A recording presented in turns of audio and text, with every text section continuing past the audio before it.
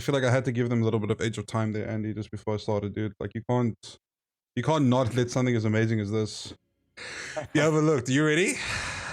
Yeah, dog. Homie, I'm not. Like I'm not. Bro, you got this. Let's go. I'm so fucking anxious. We're just kicking it. We're doing it. All right. It. Let me make sure I got the scene, everything set up. You can see me. No I'll look better on stream, okay? Look at me on stream. I'll look better, okay? There you are. Hello, everyone. Oh, God, dude. The chat box looks horrible. I am live. Dude, I am live with Andy fucking Cizek, dude. Holy Happy to be shit, here. dude. Thanks for having me, Enrico. Thank you. No, dude. Thank you for being here and... Oh, Cheers. dude, there we go. Wait, where's my monster, morning. dude? Good morning. Whatever it could be. Good evening to me. Emos rise up. There we go, dude. Good morning to you. Good evening to me. Yes, good evening. Did you have a greetings from the US to South Africa? I really miss it over there. Let's go. Oh, dude, like I said when you were in my stream, there's so many things I wanted to say, but I couldn't because I was like, what do I say? How do I keep him here, dude? So you're such a sweetheart. Oh, bless your dude, soul. you're amazing, dude. So I found out you were in South Africa, dude. You tweeted and I saw you guys posted a photo at the beach. And I was like, bro, this guy is performing not even 45 minutes away from me. And I just could not get the anxiety out of me to just come out, dude. And I'm so, to this day, I will forever be, I'll always be sad about it. But I'm here now and I get to talk to you, dude. And I think that we'll be back. I'll be back. Dude, I will be back in some form. You need to bring everyone. I don't want just one. I want Makari, I want Monuments, I want Wonder, but most importantly, I want fucking you, dude. Your music, your voice, everything that you do, and just being you, man. And I don't care about anyone else. I'm talking about me. I absolutely fucking love you, dude. You are an inspiration. I love you too, man. You are the epiphany, or you're the perfect example of someone who I fucking love, who you just do your thing, dude. You just do your thing and it's worked for you, man. It's worked for you. And I appreciate it, dude. You are the fucking best. Thank you. I'm playing some Makari in the background, guys, because Makari is one of those fucking awesome bands that doesn't succumb to the fucking weird world we are in, where everything just gets DMCA'd or taken down. Makari actually produced their own record label, which means it's DMCA free. You can listen to it on stream. No one's gonna ban you, dude. You're not gonna get in trouble. Which actually, we encourage it. Yeah, as much. That's Makari, Continuum, and Termina. You said right, Termina. Dysphoria, yeah. Because I mean, you and Nick. Termina. Yeah, both you and Nick stream. God, I love Nick, dude. Yeah. I love him, dude. Oh, me too. The April Fool's video he did where he like reviewed your video. Oh, dude, what a fucking banger, dude. I just love how you guys, I love it. Which actually brings me to one of the first things I'm gonna fucking ask you, dude. Obviously, you don't have to answer this. If you can't talk about something, we didn't really talk about anything beforehand. But if you can't answer something you don't want to talk about, just tell me. But like, no worries. So Makari Hyperreal is one of my personal favorite songs. A little backstory to Hyperreal. There's a lyric you go and you say, where you're the highlight reel. And there's a girl very special to me that once called me a highlight reel, dude. And that fucking like blew me away, dude. Cause like, it's like my favorite artist and the girl says that. I mean, especially for an ugly smug like me. But what I want to ask is, I know that that album specifically wasn't produced by Makari itself. So I know that if you play that, for example, then you might get DMCA or whichever, and that can happen. Yeah. But what I want to ask is, when you do covers, okay? So let's talk about the Linkin Park cover or the Rockstar cover that you did. So I've noticed, and I've like listened to a lot of interviews that you said, and you always seem to really hit the nail on like read your contracts, read whatever you sign up for. And per my understanding, because I mean, like I follow you on Twitter, dude, I see what you say. And I remember like you tweeted once where you tweeted the Rockstar cover. No, I fucking love your Twitter, dude. You tweeted once like the Rockstar cover could have, the Rockstar cover could have covered a lot for you. And, oh God, yeah. And I hate thinking about that. So, am I allowed to ask, like, how does it work? How does? Of course you're allowed. Yeah, that's definitely not off limits. I want to address the first thing you said though, just to give credit where credit is due. Let's go. Not to disillusion you, but Hyperreal, the majority of the lyrics for that song were written by our drummer Kevin. Damn. With Makari, me and Kevin split up the lyrical duties. So for instance, like I wrote all of Transient, he wrote Hyperreal, I wrote Seasons, he wrote like Fractals, for instance. And then songs like Dashboard, I wrote the choruses and he helped with like the verses or different ones. Sometimes we'll do like half and half. Kevin's like a true poet, and being able to play off of his ideas makes for really interesting stuff. So I can't fully, in fact, I'm pretty sure Make My Life a Movie Where You're the Highlight Reel is definitely a Kevin lyric. It's so good. It just... But if you ever want to know like who wrote which parts or which songs, I'm always down to talk about that. But yeah, anyway, the other thing you said was, how does all that work with the... So why... well, my question basically is like, why the fuck are they allowed? Okay, so yes, you're taking another artist's song. I get that, and you're doing a cover. Right, so, right, but right. does a label sign you then, and they're like, listen, you have to... We now take all your money. You did great, by the way. You have the voice. You're the voice of God. But we're gonna just take everything. Is that literally how it works? Because it seems like that's how it is. Here's how it works. So, so basically, there's two parts to the question. First of all, with doing any covers, you have to procure the mechanical license and also go through the proper channels so that their royalties are being paid out. So like for the Rockstar cover, we use a service called DistroKid, and you're able to basically submit the song. If all of the audio is your audio that you've re-recorded, then it's fine. And they will contact the label and they will cut them in appropriately and pay the mechanical royalty fee. So that's fine. That's not a huge deal. You still get a lot of money. Okay. I guess. Like when I say a lot, it's not a lot at all. But like it's a big enough split. Anyway, when me and Nick were just getting started, we did this Rockstar cover for fun and just kind of as a crazy idea. We had no idea it would take off. Because it was fucking amazing. That's why it took off, dude. The reason why we make no money off of that is because of a poor decision on our behalf. This dude from a certain record label that is kind of infamous hit us up, and I've worked with the guy before, and I don't necessarily love him, but he was like, "Hey, I do these compilation albums, and I really think that this Rockstar cover would be great to have on. So like, you know, if you give me 80%." Then I'll throw it on the compilation. And me and Nick were like, well, we're not going to make any money with this cover anyway. Like, we're just not. Because this was like back in, you know, we were just getting started. Yeah. And so we were like, yeah, fine, whatever, exposure's exposure. But man, nah, he knew that it was going to pop off. And so, yeah, like over the years, it's accumulated so much. What is to me a massive amount of streaming revenue. Not to big artists, but to me, it could have paid rent for a long time.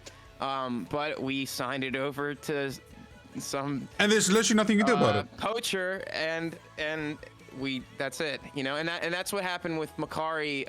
Before I joined the band, they signed a 2080 deal, and actually 1882. With In Vogue Records. 1882? You so only get 18%?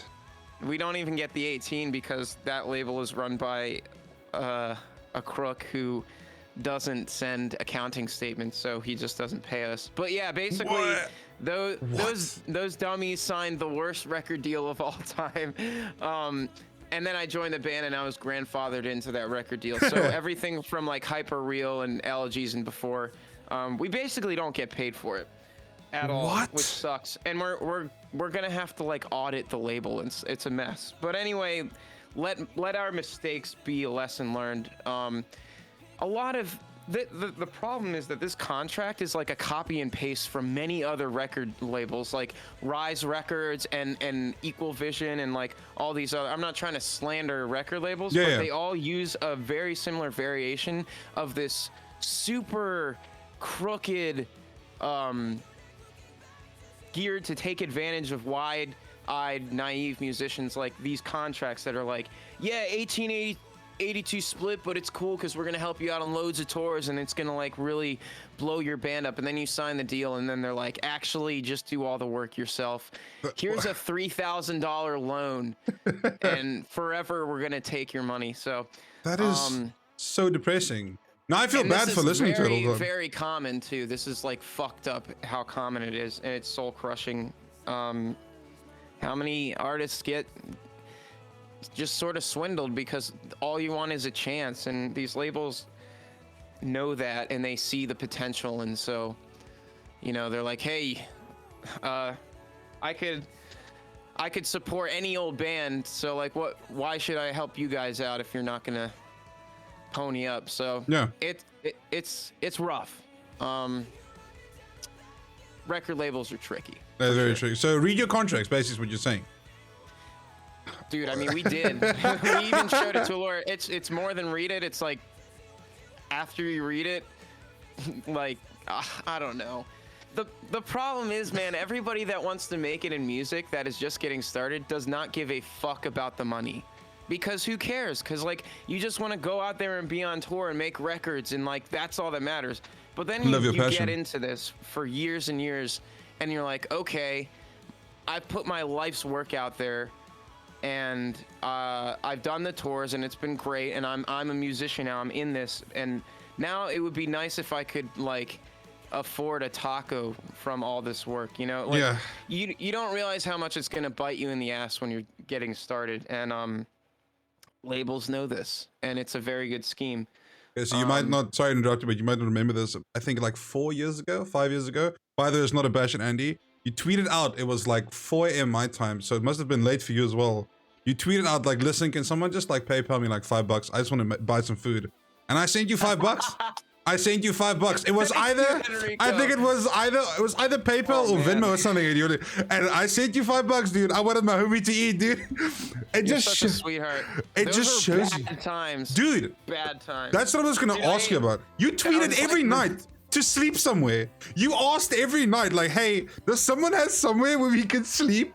Oh my god. Yeah, okay, please tell us the cat story. Tell us the story about the cats, dude. Oh wow, you're going way back. Yeah, dude. I remember, dude. I'm a follower, dude. I love you. The WVNDER Makari tour. This was when I was still in WVNDER, and I was touring with Makari when they had their previous singer. First of all, thank you so much for the $5 to help me afford something to eat. I was so poor, it was unreal. Like, even up until like a year and a half ago, I was below the poverty line for sure. Like, I ate a pizza that I saw a cockroach crawl out of the box because that's how hungry I was. That's all you had. Yeah, that's insane. Anyway, the cat story basically, yeah. So for your first many tours, you have to either make zero money and stay at shitty hotels, or make a tiny bit of money and crash at random strangers' houses whenever you can. And every night I was like stressing out, trying to feel, you know, is anybody have a place that my band can stay? We're very well-behaved boys, whatever. And the show is in this city called Cumming, Georgia, and it's spelled the way you think it would be spelled. And it was a cool show, but yeah, like, I put these feelers out every night, and it was a friend of the booking agent or something like that. I don't know. He knew this girl that was like willing to let us stay, and then when he was on our way, when we were on our way, he was like, "Oh, by the way, they have cats, and they just had like a whole litter of kittens. Oh, dude. Is that okay?" And I was like, "Is that okay?" Let's go. So when we got there, it was just like kitten heaven, and my heart melted, and I cuddled with cats all night, and let's go. That was great. It definitely made sleeping on the floor worth it. Dude, so, that is insane to me. That okay, so to me, obviously, in my eyes, I look at where you are now, right? I've been following you since then, and there's actually someone in chat called Brendan. He actually followed me on Twitter, and he tweeted a photo of you and him, where he was working with you, and you were quote unquote literally like undiscovered, I guess. And he said, even he said, like, when back then he would never have thought that he was working with, he'd be working with the Vocalist for Monuments and Makari, and And that's just another thing for me. That's like, it just shows like how far you've come. And as not only someone just supports you, it's also like heartwarming for me to know that there's people out there who fucking have been following you since the start and will probably follow you forever and fucking ever and ever and forever. Because you're just like, you changed our fucking lives because we look up to you, man. You're a good. I really appreciate that, dude. Like, man, it feels lonely a lot of the time and difficult because even with all the positive feedback and stuff, I still have doubts all the time. And you I'm are like, so hard on yourself, aren't you? I know, dude. Well, I'm just always like, is what I'm doing enough? Is it worth it? And is it making a difference? And so when you tell me these very specific stories that are like good memories from my own mind, it's like, wow, there's really people paying attention. Yeah. And like seeing what I've been trying to do, and it's just nice to feel appreciated, man. Like it means a lot to me that, you know these anecdotes, dude, because that's literally like how I was, a few years back with my favorite musicians too. I knew every little thing and every little detail, and I would scrounge the internet for the inside scoops and exactly. the YouTube videos and the tweets, and so I can relate, and I know just how much it means. I follow you literally everywhere, literally. Yeah, I really appreciate that, man. Well, let me tell you something. Cool. The Abyss from Termina, that song saved my life, dude. That song, really? that song saved my life, dude. It was, that song just fucking, that is my favorite song that you've ever made and you'll probably ever make. Like, I love all your music, but The Abyss saved my life, dude. That is such... I have no words, man. Like that, I'm really grateful that it could have a positive influence, and thanks for sticking around, bro. Thank you, and thank Nick, because that song, the drop, dude, just everything of that song, I get erect every time I listen to it. It is so fucking good, dude. That song saved my life, dude. It's just like the chemistry that I have with Nick is really good, I think, because he writes stuff that inspires me to write stuff that inspires him, and it's definitely a passion project. So it's interesting that's the song for you too. I think it came out. Was it the lyrics or just like the sound in general, or the whole package? Like, okay, so I if I have to put it into like the timing, firstly, of the release of the song, and like, you're like, can you feel your spirit mending, like that, all just everything of the song. Just so what it did, I was just like, I was down bad, dude. I was down bad, and obviously, sorry, bro. I've been listening to music for forever. Then already. So when you release the song, it put me down another path of like listening to your music again more. Let me put it that way. And then I listened to the Termina, Lucid, and Lucid was so good. Then I started listening to all the Makari stuff, and then I never knew you did so much Wonder back then. I only knew like one or two. Then I found more Wonder songs, and it just brought me back in a way. Like, I was just like, this guy's music is just, I don't know, I can't put it into words. I just know that day was a turning point for me, because since that day, a while ago now already, it doesn't feel like that long, but since that day, I've been listening. Like, there's not a day, and I can't ever exaggerate this. I don't care, anyone can call me out. There's not a day that I don't go by where I don't hear your voice. There's not a day, Andy. Man. You're blowing my mind. Because I'm a huge fan. I'm just a huge fan, dude. And I promise you, there's more like me. There's more people like me, dude. You're insane. It's hard to fathom. It really is, dude. Yeah, because you're also, because I know, like I said, you don't want to. Thank you for fucking keeping me alive, bro. Like, seriously, you're doing the same for me. And paying my bills and literally just, it's more than way, money. It's like the passion, the ability to I don't know, like, you can relate to me with what I'm writing, and that's all I ever really wanted with music, is to be able to express myself and be understood and make other people feel understood as well. And obviously, if I can support my life with that, that's great too. But yeah, dude, like, you're literally keeping me going, man. So I'm happy I can do the same for you, as much out of it, if not more. I mean, I bet I Believe can me, do the same. that's too. why I'm here right now, dude. I mean, I can like smell your passion. So Yeah, growing up, I wanted to be either a singer or an actor. I did some singing here and there, but it's literally nowhere near you or anyone else. And my confidence just wasn't there. So I succumbed to like working in the normal dead end 8 to 5 job. Now I work actually for a pretty cool company, which I'm very, very happy about. But I also I'm trying to pursue the whole streaming thing, which is really working out for me, and that's also great. But yeah, obviously, like I said, it's just you're quite please. good at it, by the way. You're a really good speaker and performer, and Thank your you.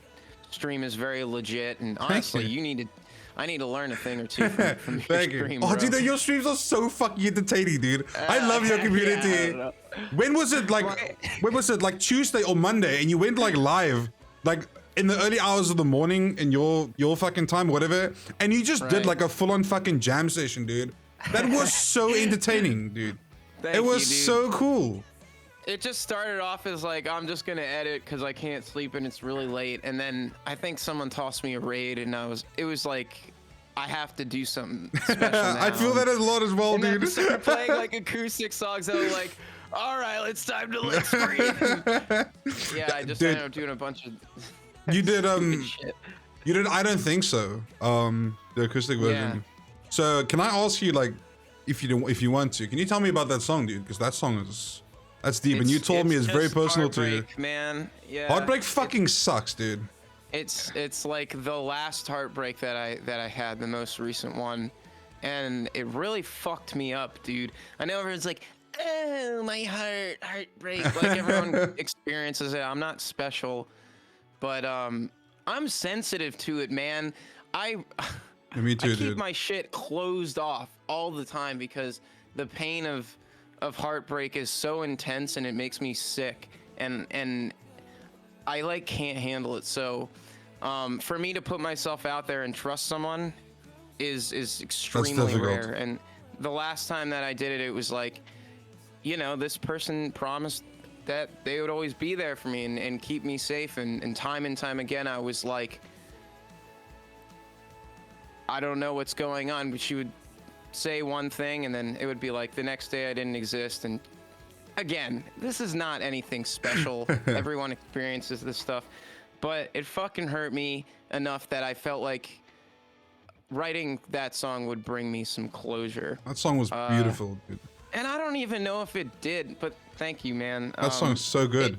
It hurt to write and it hurt to record, but I'm glad I did it. And I remember when you tweeted the song, you're like, yes, my new song. It's fucking pity. Or what did you say? You're like, it's about it's heartbreak. fucking corny. Yeah. And then I was like, and it this is it really is. Like, I've always been there for you. But I couldn't help it, man. Like, my heart was just in pain. Oh, and you made fucking gold out of it, dude. It was beautiful, absolutely beautiful. That's Thank also you. that's what I love about your Twitter as well, dude. Like you just fucking tweet out whatever the fuck you want, and that is, I love that, dude. And I'm of course. Thank you for saying that, Finn. You're enabling my behavior. Well, I was gonna go somewhere. No, it's perfect. Yeah, I was go ahead, go ahead. I was gonna go somewhere with it though. And it's something that I personally struggle with as well. And I can see that you are sometimes. It's like you have like a little black cloud over you, and you're like, you know, you're a bit down, and like when shit gets rough, you just put it out there. But it's not like a lot of people will be like, oh, Andy's looking for attention, or Enrico's looking for attention, when in fact it's just like you just want to get it out so that it just feels better, I guess. You're so sweet, dude. You're so fucking nice for cutting me slack there, because like I'm so hyper aware of looking vulnerable in public, and like when I'm feeling those moments of weakness and vulnerability, like my brain is just like, I gotta get it out. I need someone to listen. I have to shout it into the void. Yeah. And so I'll just be like, you know, whatever is eating me, and like how, you know, my depression.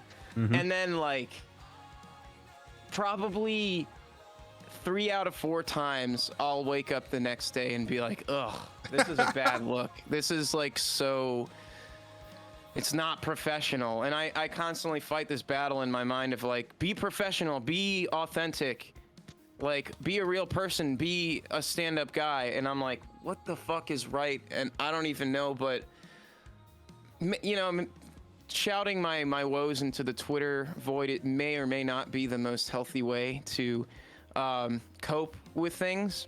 Well, it's not, obviously. And I'd say seeking mental health is probably a better solution, which I do. But sometimes I just can't help it, man. Sometimes I just feel... I feel you, man. So helpless, and if I don't... I can't just write it down and, like, burn it. It does, because I'm so cynical. I'm like... I'm just playing, like, mind games. Yeah, you're fighting yourself. It's the demons in our own heads, dude. I'm too cynical to, like... Yeah, and so I just... Sometimes it gets the best of me, and then there's, you know, that 1 out of 4 times when I'm like, you know what, that's how I felt. And it's important to me that people understand, or at least I try to communicate that,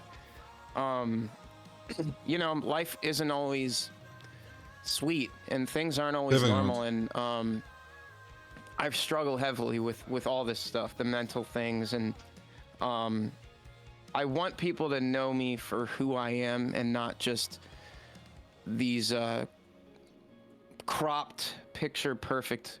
Yeah, only tweeting the good things, only talking about the good things. And that's good. Yeah, that's great. That stuff bothers me. And I guess, like, a lot of my favorite artists are also vulnerable and unafraid to express themselves in that kind of way. So that's why I relate that makes to me feel...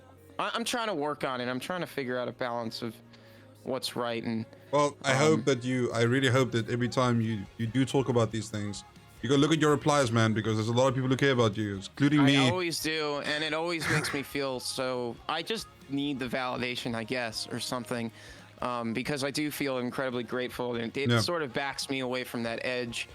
And it's also perfectly valid for people to criticize and say that, you know, I'm looking for attention, because at the end of the day, being a performer and a public figure is pretty much seeking attention for a living. So I can't fault you for that if it's not your thing. Exactly. But I'm also like, if you got issues with me talking about, you know, my trauma and stuff, then this ain't the page for you, because don't follow me then. That's my thing. Like, my profession is like a literal manifestation of screaming in pain. You know, I took that from being a little angry kid in my room to I make these mouth noises for a living. And that's also why the pandemic has fucked me up so much, because I used to leave it all out there on stage to feel better. I mean, you couldn't anymore. And I haven't been able to do that for over a year. And dude, I haven't gone this long without performing since I was a teenager. That fucking sucked. I took it for granted a little bit. I didn't realize how much angrier I would be if I couldn't play shows and scream it out on the stage. So because now I have 2 questions for you then.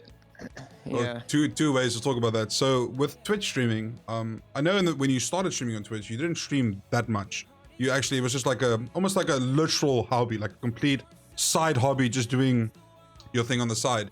And now I see that now you're streaming like a lot more. I mean, you got fucking partner, motherfucker. Like, I've been streaming for almost 4 years now, man. Just trying to get my partner. I'm not even at 10% there yet. I see that I'm a shitty streamer. It's just I cheated, you know what I mean? Like, I took my following from somewhere else and I hopped on the Twitch train. No, dude, that's what everyone fucking does. Good on you. Let's go, dude. But what I was gonna say is, with you performing like in your room, for example, I'll be honest with you, that probably doesn't give you the edge that you want, right? It probably takes it off a bit. I don't even have to tell you. It probably just takes it off like even a bit. But then, dude, like, it's like, come on, I don't mean to be crass, but I do mean to be crass. It's like comparing full-on sex to like sexting by yourself. Yeah, like Bob said, dude. Like, performing a concert is not. This is the next best thing, but it sucks compared to like. Because all you see is a bunch of names light up the moment you fucking do an insane screamer. It doesn't suck. I don't want to say because it doesn't suck. It's fucking awesome, and it's doing a lot for me to be able to perform on Twitch. But compared to the energy of a real show and the interactivity with the fans, it just doesn't hold a candle to it. And I always say this, but I didn't get into music to be on the internet and do TikToks and do, like, you know, Zoomer stuff. I just wanted to perform and tour, and I still do. That's why I want to be a musician. So I'm glad that the vaccines are rolling out and things we're getting back to somewhat normal. Yeah, it does definitely look like it's going back normal, especially in America. I'm just bitter about losing a good year of solid touring. I feel like I really was hitting my stride with Monuments, and then, you know, I'm in my late 20s, and it was like, COVID, you're fucked for who knows how long, and I'm gonna be damn near 30 by the time I get on stage again, probably. No, well, hopefully it happens a lot sooner than that.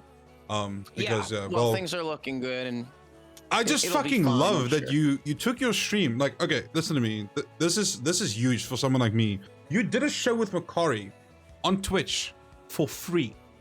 Like, that is okay. Yes, you guys did the. That's fucking wild, dude. What artist will do that?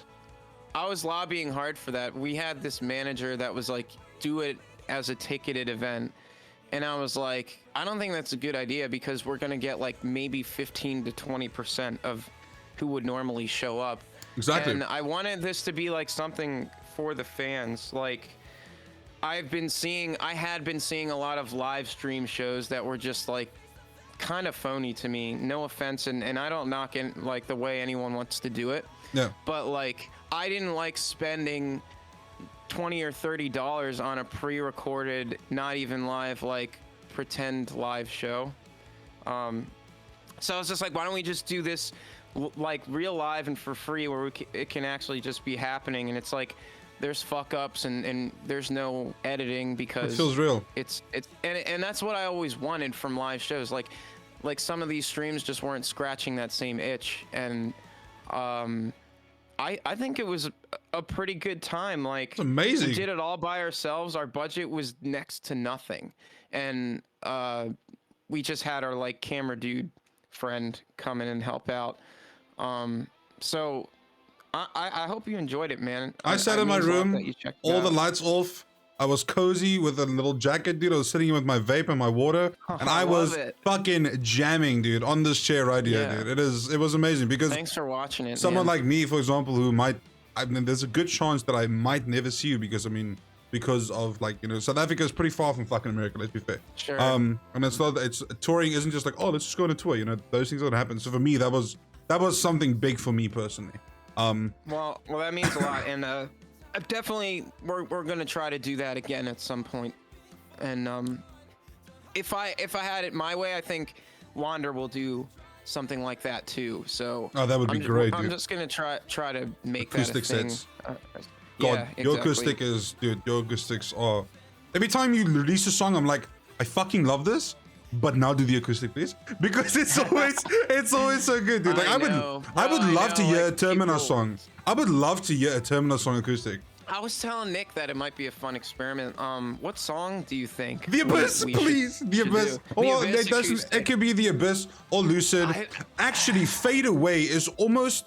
Well, Fade Away is. I feel like Fade Away is more a chill song compared to the whole album, right? Compared to the whole album. Yeah. Because the album is fucking. Oh, dude, the album hypes me up every single time. But yeah, if I could choose, obviously, with The Abyss, because the song means a lot to me. But please, if you guys could do something like that, I mean, try one song. What's the worst that can happen? One song. Yeah, I think if we can make an arrangement that's like not a bunch of acoustic chugging, like oh yeah, like if we I get that. Sort of make it like arpeggiated, or I'm totally up for it. I spoke with Nick about this before, and he's done acoustic albums. Someone clip this. Nick, listen, I'm never gonna see this man in my life. Please do this for me. For me, please. Yeah, let's get a Termina acoustic song happening, at least one. Please, and we'll see where it goes. So I'm open to it. Speaking of Termina, so Termina is literally you and Nick's baby. It's completely done over the internet. It's quite over the internet. I mean, you record basically everything in your room. Let's be honest. Did you record the whole Termina album in your room? So like, I actually didn't track the vocals in my room. Okay. I tracked them in a few places. So when the Termina album started, I was still living in Florida with the Makari boys, in Tampa, and we had like a dedicated like it was like a 4-bedroom, and one of the bedrooms we turned into a studio room. So it was totally sound treated the fuck out and very legit sounding in there. You know, you clap and it's dead. So really nice treated area, and I did like 2 or 3 songs there. Then I moved back here.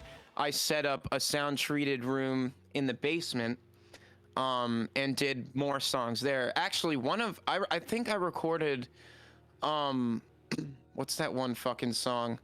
The super heavy one, Desolate Spectre. Desolate Spectre. Love that fucking song, Desolate dude. Spectre in Michigan, because I was in Michigan to record vocals for another band, like an engineering job, and we needed the song done. So I just set up basically wherever I can set up sound treatment. I got it done, but nothing was tracked in this room. The WVNDER album was completely tracked in this room, though. The first two. The That's first insane. two were both in here. Yeah. That is insane. So, I want to ask something about the new album though. So obviously the songs are some of them are very dark and heavy and like very like almost, I almost want to say focused on depression, but that's not the point. It's just like I can see that it's things that you're feeding. Is it both you and Nick's feelings, or not feelings, but it's like, did both of you come together and write it, or did you do most of the writing? Did he do the? How does it work? Well, Nick writes instrumentals based on his feeling, whatever he may be having. It's more abstract because he can't put it into words. He just writes the guitar and programs the drums and everything. And then I hear the song and I'm just like, do I have a concept for the way this song makes me feel? And usually I did, because it was like dark, depressing sounding songs, and I got a lot of dark, depressing shit that I want to bitch about. So I would just go with what I was feeling, and sometimes like I would write songs that were angry because I was feeling angry, or sometimes like certain songs are a lot more personal than others, like Moribund or Eras of the Past or like Fade Away are super personal, and then like Desolate Spectre or like Blood Echo are concepts like that I did because metal lets me sort of act like a supervillain in my lyrics sometimes, and I love it, dude. That. I love writing about like I'm a fucking undead Satan spawn here to like cause mayhem. Like that's fun for me, and it gives me a break from having to be so vulnerable and introspective all the time, because it's not always about writing me and my problems, like with metal especially, which I do. Half the album is me and my problems, but it's so the other good. Half is like, I'm going to destroy the land in this kingdom and I will fucking rain terror down from hell and Let's or go. up from hell, you know, just shit like that, because I like to do that, and metal lets me do that. That's why so metal's my favorite. cool. I get to role play a little bit more. But yeah, I wrote all the lyrics myself, and Every single one. Yeah. All my bands I write the lyrics for, except Makari. I split it up with Kevin just because he's so damn good that, you know, it's like I have to like write with this man. But as far as WVNDER and Monuments and the Termina stuff goes, that's just from Andy's noggin. Dude, that's fucking amazing. That's mind blowing to me that you can. That's fucking art, honestly. So, speaking of that, then I have someone who works with me, and like we share a lot of music together. He actually this question lines up perfect with this. He told me to ask you this, or he gave me an idea to ask you this. So, like, when you write, do you look for inspiration at all, or does it kind of just come to you, or do you like walk in the street and then you walk in the street and you see like, I don't know, a hot chick and you're like, I'm gonna write a song about her. You know, like legitimate, like, as legit I can ask that question, but like, do you go out and look for inspiration sometimes? Or do you just have moments? Column B, it's both, because like things happen in my life that I'm just like, oh shit, like I thought of a good thing to say about that, and I'll just open my phone and like make like a voice note or like a text note or whatever, and I'll be like, all right, let's like save that for later. So eventually, you know, I'll go about my life and I'll start to accumulate just a list of either concepts or lines or things that I want to say or melodies, and then when it's time to write, I get these instrumentals and I'm like, okay, I have some stuff in the chamber that I think could work for this song, like ideas, and then I go from there. But other times, especially because of this fucking pandemic, inspiration is like hard to come by because things aren't happening in my life like the same, and there's not as much stimuli going on. So it has sometimes been difficult, which is why like I like to write about more abstract stuff with metal, because I can watch a fucking anime and be abstract about that anime. I wrote a song about my favorite game, Majora's Mask, one time, but the metaphors are so out there that you wouldn't be able to pick it tell. up. So yeah, sometimes I have shit just ready to go, and then I can like build off of it, and then other times I'm like, well, I gotta write this song. Let's just start from scratch and do something. You literally just sit there. Out of left field. Okay, so this is a stupid question, I guess, but you just sit there and you like just start writing, or do you like listen to the maybe to the backtrack over and over, and then something hits you, or So I don't ever write like full-blown songs deaf. Like I don't write without an instrumental. I don't even try to write a whole poetry session and then cram it to the fucking beat of a song, because it doesn't work that way. I have to tailor the patterns and the feeling and stuff to the instrumental, because it comes out way better, you know, rather than just forcing deaf poetry onto a song. So like yeah, like I'll just be like, okay, it's time to write this song. I'll either have been jamming it for like a few days, or I'll just sit there and start jamming it. And if the ideas pop into my head, like first I'll start with like scratch melodies. Like I'll sit at my computer and I'll just be like, and then, you know, like those are my, and then from there I can be like, all right, so what do I want to say with this song? And I'll sort of sit there and type out like a short paragraph, or like just different bullet points, like what I want to say in this song, and like what's the topic, and just different things. And then, okay, how do I most poetically express that in a way that is very cohesive to the instrumental that I've been jamming. So it's like phases, and it is very meticulous, and honestly sometimes I fucking hate it, because my standard is so high and my OCD is fierce, and I'm just a perfectionist. So I will procrastinate doing these things until it's like, all right, I have to get this done, and then I'm just sitting at my computer with a notepad and fucking rhyming dictionary and a thesaurus and like a bunch of different like anecdotes and just grind it out until I'm done, whether it takes like an hour or fucking 6 hours, until I'm satisfied. I almost never start a song and then stop and then come back later. I'm such an all or nothing guy, so when it's time to like sit down and do it, I grind it out. Well, you're doing a fucking great job. It's definitely a lot of like, it adds stress because I'm so particular, and I make the task a mountain in my mind when it could be a series of shorter of dunes, I guess. But I've just always been that way, man. Like when it comes to working, I'll just be up for 20 hours doing shit, and then I'll crash for like 3 days. Versus like little at a time. I'm not saying this is good at all. In fact, it's not sustainable. It's aging me horribly. But that's just the fucking neurotic way I've always known how to do stuff. It's mind-blowing to me, dude, and I say this with all the respect and the love of my heart, but like I look at you and I look at your music, not just your one, not just Termina, not just Makari, I'm looking at all of it.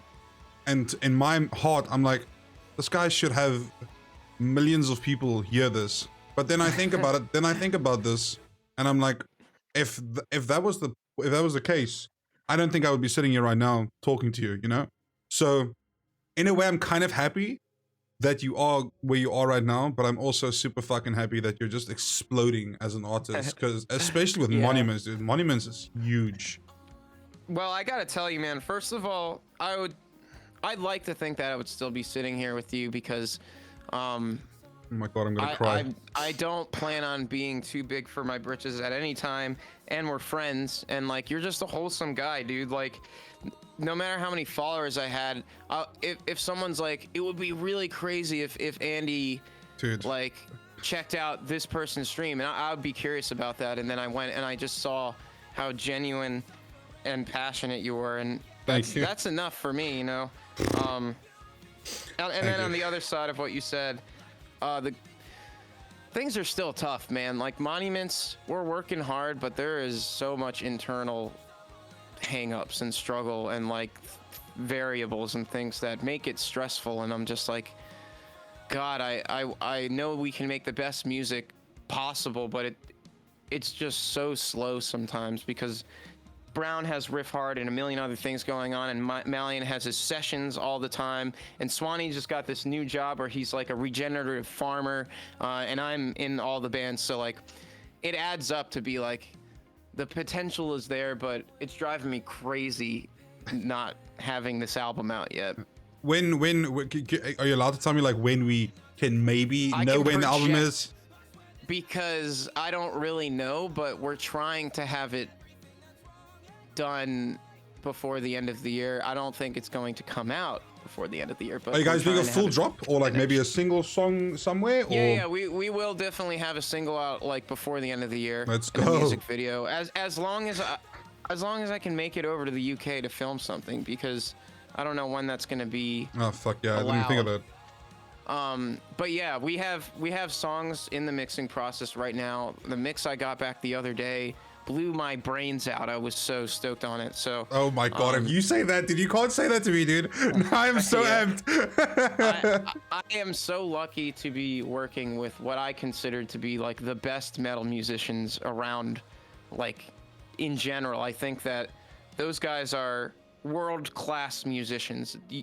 I can't express how freakishly talented Mike Malian and John Brown are. Like it makes me feel like I hacked my way into this.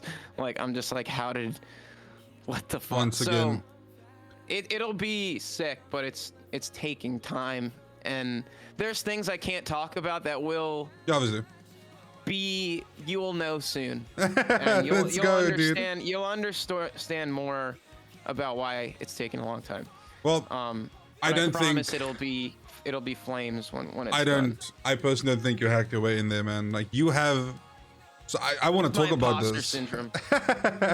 Yeah, you are. I the same, dude. I hate myself. I want to bring up like you saying something like that. It just shows you how hard you're on yourself. But I mean, I think people need to know, like, no one is just gonna be like, yeah, my voice is fucking amazing, I can do this. Like, fuck all of you, you know? No one's gonna be like that. And especially artists like you. You're fucking humble, and like you just admitted that you're very cynical. You're very fucking like you're just very hard on yourself, quote unquote. But like, so let's talk about Giving Up by the cover that you did. Mm-hmm. Andy, that last, you know exactly what I'm talking about. I know you know what I'm talking about. Yeah. I need you to tell me not how, but like, just where do you get all that fucking energy from? Like, is it okay? Let me ask you straight. Is it easy for you to do that? No. Yes and no.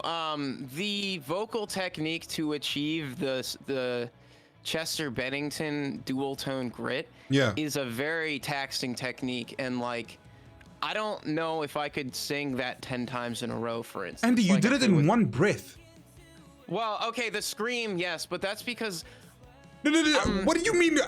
That's amazing. Like you did that in one fucking breath, my guy. The scream is it's amazing. And I've worked on it for a long time. Like I try to challenge myself often as to how long I can scream for in that register, and I don't know, like if you get that technique down, then screaming for like 20 seconds isn't that hard. It was more like the changing of the pitch, like the exactly. I was gonna ask you about that. To get down, but once I had it down, it wasn't too bad. It's hard and everything, I guess, like getting it down, but I don't know, man. That cover as a whole was still hard as fuck to do, like for sure. I can imagine that song you did it so fucking good. I played it to someone who he's a fairly big Linkin Park fan, and I played it and he's like, this isn't Chester, and I'm like, no, it's not Chester, it's Andy, and he's like, but this is great, and he fucking hates anyone that covers Linkin Park overall. Yeah, we were driving to my dad actually. If I did it bad, I would get loads of hate, but for some reason I just felt like I could pull it up. Like you did. The more I was like practicing, and I was like, wait, I think I can do that. Like like that, like pitched thing, and I just ran with it. And So I like to challenge myself with covers. And once. So what do you like to sing more? You like to sing? You like to scream? Scream. Do you like to sing screamo metal like gutturals more, or do you prefer the more Makari Wonder? Like, what do you prefer, or do you like both? I mean, obviously you like both, but is there one that you specifically would like, or do more? Excuse me. I'm like a bipolar person with a fear of commitment, so I can never decide on these things. Like the fact that I was like gifted. I'm not going to say fully gifted, but I was born with some vocal potential and I'm able to like, work on it. And I can do all these different voices. It's like for me because it's like, thank God, I want to be in Dance Gavin Dance, but I also want to be in fucking Periphery, and I also want to be in, like whenever deathcore bands are. Yeah, deathcore, death metalcore, and stuff like that. Man, I want to do it all. I just do because I don't know. Again, fear of commitment and bipolar. So like sometimes different moods. I just need that in my life. My metal will always be my true love. Like if it came down to it and I had to give up the other performing like other genres, I would still, I would want to do metal because above everything else, I'm full of rage and frustration, and if I didn't have that, then I would be screwed. But man, it's a close call. Like I really love singing in Makari, and I grew up listening to like Breaking Benjamin and My Chemical Romance and Jimmy Eat World and A Day to Remember and Dance Gavin Dance and like all these soaring vocals that had an immense impact on me. So long-winded. I'm sorry. I'm kind of rambling. No, I fucking dude. I love this, dude. You have no idea. Like I'm trying to keep myself cool, but inside I'm screaming. So you're so cool. You're fucking cool. Dylan, you are ice cold right now, bro. Thanks, dude. So you mentioning listening. I know you listened to your dad. Kind of introduced you to like Led Zeppelin and stuff like that, right? Growing up, you listened to. Oh yeah, absolutely, yeah. You know your shit, man. My dad was. I'm a playing... stalker, Chad. I can confirm. My dad was playing those like Led Zeppelin live VHSs constantly when I was just in my formative years, like very very young, before I can make memories. My dad was just obsessed with that shit, like playing them all the time. Is like. This fucking concert from 76 or whatever, just this, and it was just always on, and he was also playing like Rush all the time and Kiss and I was surrounded by it. So that shaped my musical ear, like my ability to match pitch and just know, have intonation. I didn't realize how much my nurture gave me that ability, because it's like being pitch perfect. You can't learn it in adulthood. You can only absorb that at very young ages. So I'm just lucky that my dad was always playing rock and roll when I was a baby, because it did something to me. So what would you say was your favorite artist growing up? Like, what is, not just growing up, what is your favorite artist now? What's your favorite music? Like, if we end this now, what do you listen to? I'll give you like the chronological order of my favorites from as far as I can remember. So like super young age, I guess I'll go all the way back just for fun because I'm an asshole. Let's go, dude. 7 years old, Aaron Carter, Backstreet Boys, NSYNC. Let's go. Teen years, young teen and tween, Green Day, My Chemical Romance. And then it moved on to Breaking Benjamin, 3 Days Grace.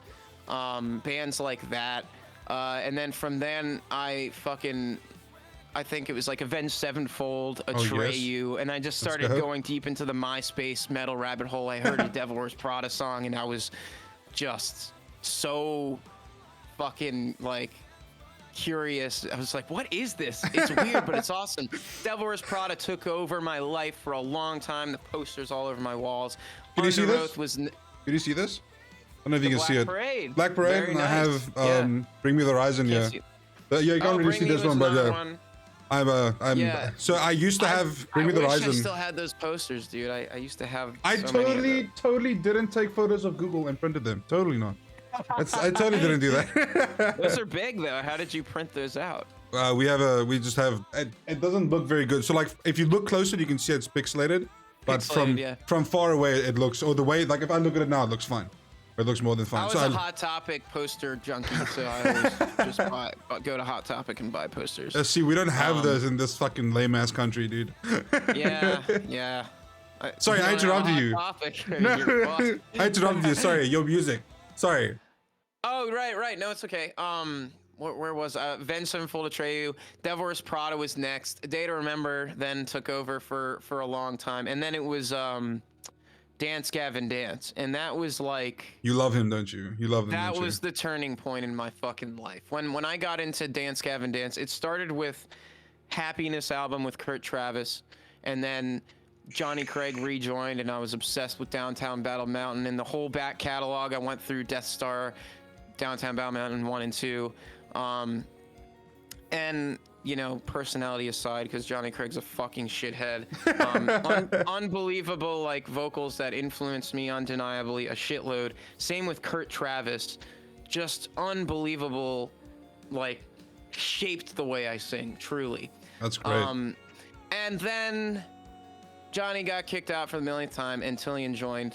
I couldn't say what my favorite band is. I don't know anymore. I have no idea. I think you're lucky in that regard, because I wish I could have like more favorites, but for me, I'm very specific with my music taste, I guess.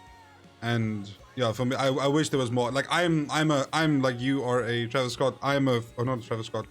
What's it called, stan? I'm a Bring Me the Horizon stan. Like I loved all their old stuff. I loved all their new stuff. Yes, it was different.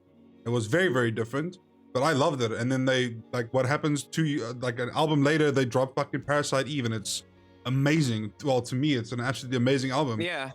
And they're still bringing out like weird yet fucking amazing music. So it's. I think that they're a better band now than they were in the deathcore days, for sure. They're writing... the way before stuff, 100%. Now they're way better. Like when they were like almost, I want to say, like just in Manchester. Fucking awesome still. Yes, Sempiternal was my favorite.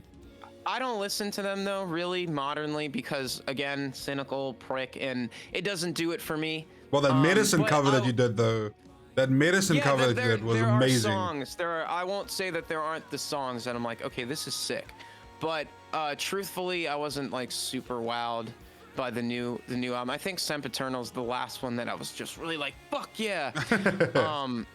And That's the Spirit has some great tracks too. Objectively, again, great. Just not fully Andy's cup of tea, because I'm old. You have a different taste. I don't know. I still love the Devil Wears Prada. This isn't something that happens with every band that changes and matures, because like there's examples of bands that are still around today kicking it, and I still fuck with them heavy. But yeah. My tastes are just sort of formed by the way I felt when I was ages 17 to 21, probably. I'm like stuck, and what can I do about it? Well, I feel the same. Like I can go on a trip and like start my day with My Chemical Romance, and then work my way up to like whatever the fuck, like the deepest of the death metal cores, you know. And I like having that wide variety of music taste, I guess. But like once again, like I said, I'm not gonna beat around the bush. Like I let you listen to you every day. So, thank you, mate. Talking more about the music and stuff. By the way, if you have to go, you have to let me know, because I can talk all the time. As long as you want, man. I'm having a great time. A 24-hour chat. I'm joking. Here we go. Day 3. No breaks. Wait, I have a fucking. Wait, you were a game tester at a point, right? You tell me about that. Wow. That's fucking amazing. His homework. How did you? I remember. Okay, so this is when I first discovered you. I think in 2014, 2015, and I went to read an article about it, because I wanted to know like, who is this guy? Because in my mind, when I saw you, I was like, bro, this guy probably has like 10 million followers. Like he's the big dick. And then I saw like your YouTube. You had like, I think you had like 20k subs, if it wasn't that much. And I went to go read up about it, and you had an interview with someone. Don't ask me who, but then you mentioned you were a game tester for Bethesda, you worked on Skyrim, if I'm not wrong. Yes, sir. You worked on fucking Skyrim, what dude. interview is that? Yeah, if you beat the game, or just you don't even have to beat the game. If you roll the credits in the QA section, you'll see Andrew Cizek. No way. I got that job because, well, one, I live in Maryland, and it was like a 45-minute to an hour drive from there. So already it was like, it's within possibility. So my buddy was relentless about getting into the gaming industry, and he was so gung-ho that he drove over to their headquarters cold, followed some dude into the building, and was just walking around in the building, basically trespassing, and he happened to run into Todd Packer, I'm pretty sure. And the dude just was like, why? And he was like, he turned around, he's like, you don't have like an ID card, like, who are you? And he's just like, I was just like hoping I could get an interview because like I'm crazy about your company, and it worked. Like they gave him an interview and he got the job. So he had email addresses and contacts, and he was like, here they are. See what happens. And I relentlessly annoyed them with emails, just like, please give me a chance. And finally I got an email back, and it was like, your resume came up on my desk, and we'll give you an interview. So from then I was like, I think I was like 18 or 19, a nerd, obsessed with Fallout, and I was a shoo-in. I did the interview, and I got the job. So I had this sweet, I was still a teenager, and this sweet fucking job testing the next Elder Scrolls game. And I won't say it was all fun and games, because wow, like that game was fucking broken, like more than you could imagine when I was playing it. Like it was alpha testing, not even beta. So the voices weren't in, you were just falling through the floors and the walls constantly. Everything was fucked. And my job was just to test the same quest lines over and over and over and over and over again, breaking them in as many ways as possible, writing up very specific bug reports and all these codes. And it was like, I couldn't even play video games when I got home because I sat in a chair for 8 hours with an Xbox controller. But I'm complaining about the sickest job in the world. Like, it was awesome. I was a teenager making, I think it was like $15 an hour, which at that time was very good for me. Free lunches and just the hookup, and it was sick, and I got free games. But then I quit to go on tour, and never looked back. And I was about to say, you don't look back. Just ruined my life from there. Yeah. The music took over. That's so fucking sick. Yeah. That's so cool that you worked on fucking Skyrim, dude. Like one of the biggest games that people still adore to this fucking day. I'm so lucky. That was a very cool job, and it's something that I can bring up at the bar in front of nerds, and they're just like, wow. But I don't know. At the same time, like, I can't play Skyrim. I just can't do it. I have PTSD. I like see through the smoke and mirrors now, so I literally can't enjoy the game. I've tried. You've played it so many small times. Price so. to pay. You've played it so many times, so I can only figure. Yeah. So wait, you mentioned earlier like all the artists and stuff, and I completely forgot to ask this. What would be like your dream collab? Like, who would you love to collab with, dude? Kurt Travis, I still haven't done, which needs to happen for sure. Spencer Sotelo would be awesome from Periphery. It's again, I can't pick one singular favorite. No, there's so many you'd want to do. Like in my fucking dreams, like impossible, unrealistic would never ever happen. It would be like Gerard Way or fucking Chino Marino or some shit. But realistically, never say never. You know, Luke Holland. I would love to do something with Luke Holland, the drummer. Never say never, dude. I never thought I'd talk to you, and look at me now. Fair enough. I never thought I would be doing any of this shit, so... I couldn't believe you said yes. I'm not gonna lie. I couldn't believe you said yes. I just had to shoot my shot, dude. It's all an illusion, dude. I'm poor and a deadbeat, and I'm living at my parents' again, and I don't have that much to do besides make music, and this is good for the soul, man. Good for the soul to get it out. I'm happy to get it, man. I'm not too good for anything. Everyone kept telling me like, oh, it's just a dude. It's just he's just a dude like you. It's just a dude like you. And I was like, bro, imagine a mentally ill dude imagine living money up to someone and he's like, yo, I'll talk to you. What the fuck? Obviously, I'm gonna freak out. I was dude, so. that's what happened with Kurt Travis. Like our first, the Makari Kurt Travis tour, I Facebook messaged him. I was like, we had a tour scheduled and these people dropped out. Would you hop on? And he was like, fuck yeah, that sounds great. And I was like, way. What? And so like, I gotta pay it forward, bro. You know? Oh man, thank you. Like, and that's the empathy part. Like, I've been treated with the same respect by other people that I looked up to, so how could I not? You know what I mean? That's so nice, man. Thank you. it's literally just like it wouldn't feel good if I cool guide people. Yeah, I'm too cool for you, dude. I've been grinding slowly for so long that it would be ridiculous. It would just be, I'm still pulling myself out of the slums. I'm terrible at marketing myself. I'm a bad promoter of myself, so I just like to make the tunes. And we fucking love you making them. Don't you forget that. I love you too, man. We love you making them. Oh, someone said something in chat earlier that I want to ask you about. So Yeah. Correct me if I'm wrong. I might be. So You've obviously gotten the whole Andrew Garfield thing, and I know there was a point in your life where you fucking hated it. You hated it, bro. Actually, I gotta be perfectly honest with you, and this is from the heart. You might not believe me because like this is a thing that people say, but it's never bothered me ever, because Spider-Man is my favorite superhero of all time. I've always been obsessed with him. As a kid, I fantasized about being Peter Parker, being Spider-Man. I was I feel like I kind of look like him. And it's a dream come true. And then when people started calling me Spider-Man and saying Spider-Man can sing, I was like, yeah, sick. And it's not the worst thing, you know? Like, people have compared me to way worse. Like, that's the best I could ask for, you know? Like, a lot of people get shitty comparisons that are rude, and it's all the time, and they can't escape it. If I were to pick a comparison that was all the time and I couldn't escape it, Spider-Man is like the number one. That's the number one. Okay. So, also, Andrew Garfield is such a handsome guy, so that's just flattering. Like, I can't see.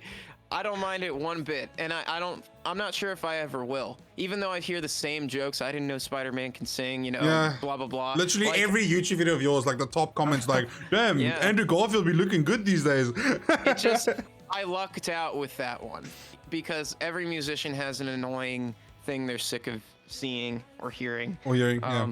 That one is just like flattering enough to never be a problem. Dude. Oh, what I was gonna say is like I love how you a Spider-Man suit on my stream. Like that's what I was gonna say now. I love how you embraced it. You started to embrace it. You have like these little, you know, Spider-Man sings metal, dude. You should actually, if you want to, you should actually do like maybe a metal cover wearing your Spidey suit. How fucking cool would that be? I almost did it. I almost did it for the Rick Roll thing, the Never Gonna Give You Up.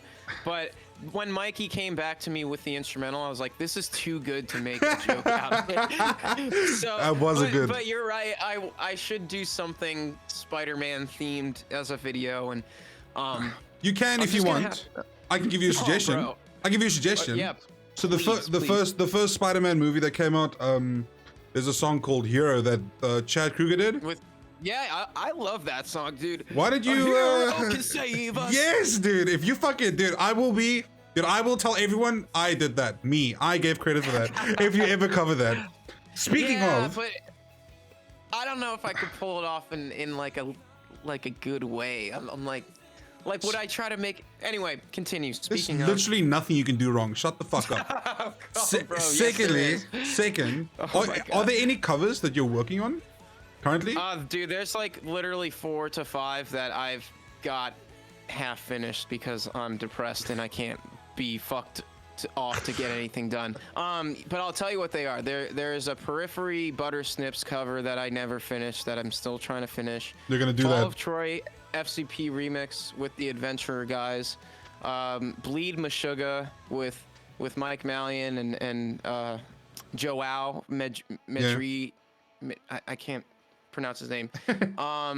There's definitely at least one more. Hold on. What? This is for me now, and let me look at my phone because I have it written somewhere. That's perfect. map change by Every Time I Die with the singer of Outline and Color. And this is more than I thought. And Voices by Seosin is still. Oh my god, dude. So you're teasing, dude. You have to finish one. I've been having problems finishing covers, man. Like, I think, to be honest, the streaming has taken up a lot of my time and effort. And so I've been like lazier about the covers. And on top of that, right now I'm literally writing for a Monuments album, writing for Makari EP, writing for a new Wander album, and soon Termina is going to start writing the next LP. So like doing covers is very low on the list right now. You write a lot. You write a lot. We have to do another one soon. It's got to get done. Yeah, because I need it. But yeah, if it's ever in the back of your mind, do that one from Spider-Man, dude. Hero. I don't know if there's any other good songs from Spider-Man, like at all. No, there was a really cool Hoobastank song. Hoobastank is another band I forgot to mention that I was obsessed with, like right after Green Day. But there was a Hoobastank song from the Spider-Man 2 soundtrack, I think. That was pretty bitchin'. Either way, no one remembers these songs, and that we're in a generation of TikTok and Zoomers, and realistically, like, because I'm gonna be real with you, because I'm the mean friend, but I don't see it happening. When I do covers, I put dozens of hours into them, and if the return isn't like, if it doesn't fulfill me, or if the return doesn't feel like it was worth the time, I simply can't. Like I said, 5 to 6 covers half finished right now. If I add another one, I'm gonna die. I'm literally gonna die. I see that you did create your own TikTok account, though. How happy are you about that? Not at all. I'm not even a little, bro. Dude, TikTok and YouTube is a juggernaut. TikTok is. It's a lottery ticket. Huge. Every single time you post something, it's a lottery ticket. Not for me though. Not for me, because one, I do not have the spirit to make actual TikTok videos. I've just been uploading clips of my YouTube videos, my old YouTube videos. 2, we've talked about this before, I'm just really bad at marketing myself. So I think it just shows that I hate TikTok, and it's not going away. I can't fight it. I can't just be a boomer and ignore it and be like, hey, no TikTok. I was the same a year ago, don't worry. It's real, it's just not it's not my favorite, and it rots my brain. I know I sound so fucking old, but I already have like too many things to waste my time, and TikTok is literally like the biggest time waster app I could possibly think of. So, and dude, I don't know, like, shit is so fast. It changes so fast, exactly. I'm also like, I just don't like things, man. Truly. I really don't. Mr. Cynical, dude. I'm so cynical that it is not funny, and I hold back on my cynicism, but bro, like, things are pet peeves all over the place. TikTok is like a gold mine of pet peeves for Andy. Things that make me cringe and question my own existence and why I'm doing anything. With like Bella Porch, for example, the biggest TikToker in the world. Good for her. Amazing. Congratulations. You did it. But like the fact that someone can be a multimillionaire by doing face tracking and going, and I'm literally like sitting in my room editing for thousands of hours and pushing my voice to its fucking breaking point and eating like shit and sleeping on all these terrible music things. I love that. For like 20 to 30 grand a year if I'm lucky.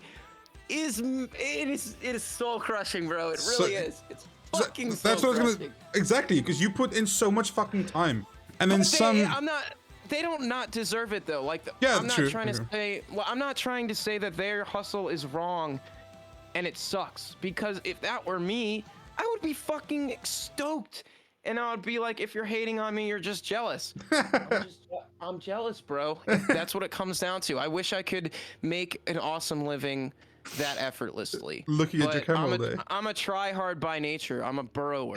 I'm not an improv guy. I'm not a golden idea viral man. I'm like a nose to the grindstone blood, sweat, and tears until I fucking pop out a pearl from my back star and upload it to, like, it is. This is the life I chose, man. You know what I mean? Like, I'm playing to the strengths that I have, even though, like, the strengths I have are pretty niche. I'm still lucky to have them. So I have to try to stay. Please never turn into a TikToker, Andy. Please don't do this to me, dude. You couldn't pay me to, man. I mean, I just can't. I can't do it. I don't know. Please never ever do it.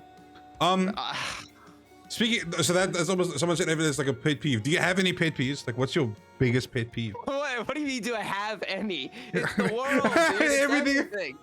Everything. It's always hard for me when I'm put on the spot and I'm like, what are my pet peeves? But I guess I can name a few. Like, humble bragging is a huge pet peeve of mine. People with fake, wholesome internet personas who are actually like pretentious, narcissistic douchebags in real life. I really hate that. People talk. Why am I such an asshole, dude? You're just making me expose myself. You don't have to if you don't want to. That's asking. Bro, this is all I want to do all the time. Let's go. Rant, motherfucker. Get it out. People who talk about tattoos they're going to get, that is such Oh my god, you're calling me out, dude. Why would you do this? Dude, I'm planning on getting, and then they talk about it for 10 minutes, a tattoo that they plan to get. I'm like, bro, shut the fuck up and just get it, and then show up with it, and I can see it, and then this pretentious shit is not necessary. And then adversely, you literally just called me out. My tattoos, I don't like that either. I was literally dude, you just called me out. No, wait. No, hold on. Wait, I take that back. People that I respect and like asking about my tattoos, I appreciate it. But just randoms and strangers, it's like the worst small talk of all time. And it makes me feel like a douchebag. Like, what you're doing is making me feel like a pretentious, vain douchebag. This one's like about the time in my life where nobody cares, and why would you want to know this? And I hate myself for this. Yeah, but for you, I'd be happy to talk about it. You saying about the tattoo thing, bro, you're calling me out. So I really want the Bring Me the Horizon umbrella on one of my fingers. But the reason I haven't gotten it yet is because I want a friend to do it for me. And he's coming down in December to do it. So then I'm going to do it. But I don't talk. Do you have any other tattoos? No, I've never had tattoos, no. Okay, so this is the mentality of someone who hasn't had tattoos yet, because once you get this thing and then maybe and want something else and something else, you're not going to care about waiting for your friend to do a little umbrella. You can literally get a walk-in that will be just as good, guaranteed. But I understand that your first tattoo is sacred and important. Okay, but eventually, Andy. if you get enough, dude, if you get enough tattoos, you're going to be getting fucking Pokemon tattoos, and it's like whatever. And it looks fucking sick. Well, but I wouldn't have gotten a Charmander as my first tattoo, because then I'd be the Charmander tattoo guy.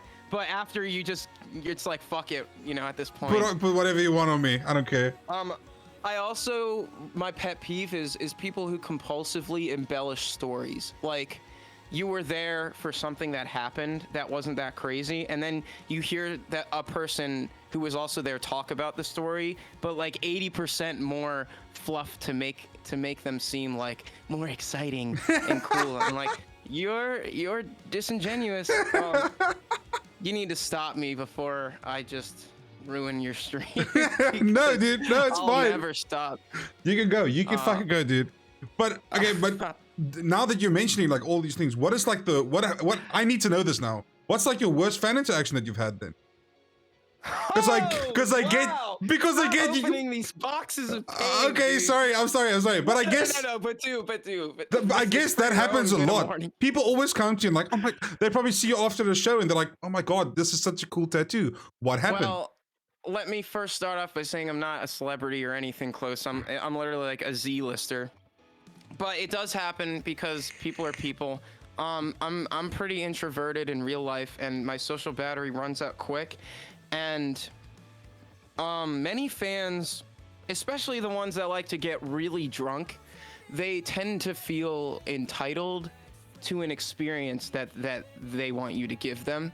Especially if they're like they're driving to the concert fantasizing, I'm gonna meet Andy Cizek, I'm gonna talk to him about this, we're gonna smoke together, it's gonna be sick, and then they like tell themselves that's gonna happen, and then when it doesn't happen the way they want it to, they turn on you fast. Like they go from like, dude, you were so fucking sick and I'm in your face and my breath smells really bad and I stink, to like, oh, fuck you, dude. You know, you're a fucking poser and I'm gonna go on Reddit and talk about how you that happens. What the fuck? Have a resting bitch face. Oh, dude, like there was this one time when I was like not feeling super well during a show, so I was just being kind of quiet and I have the resting bitch face, and some days are hard. And we got up to play the set and this dude in the front row, I guess, left his cup of water on stage where all the pedals were, you know, so if it knocked over, it would have fucking short-circuited things and it would have been bad.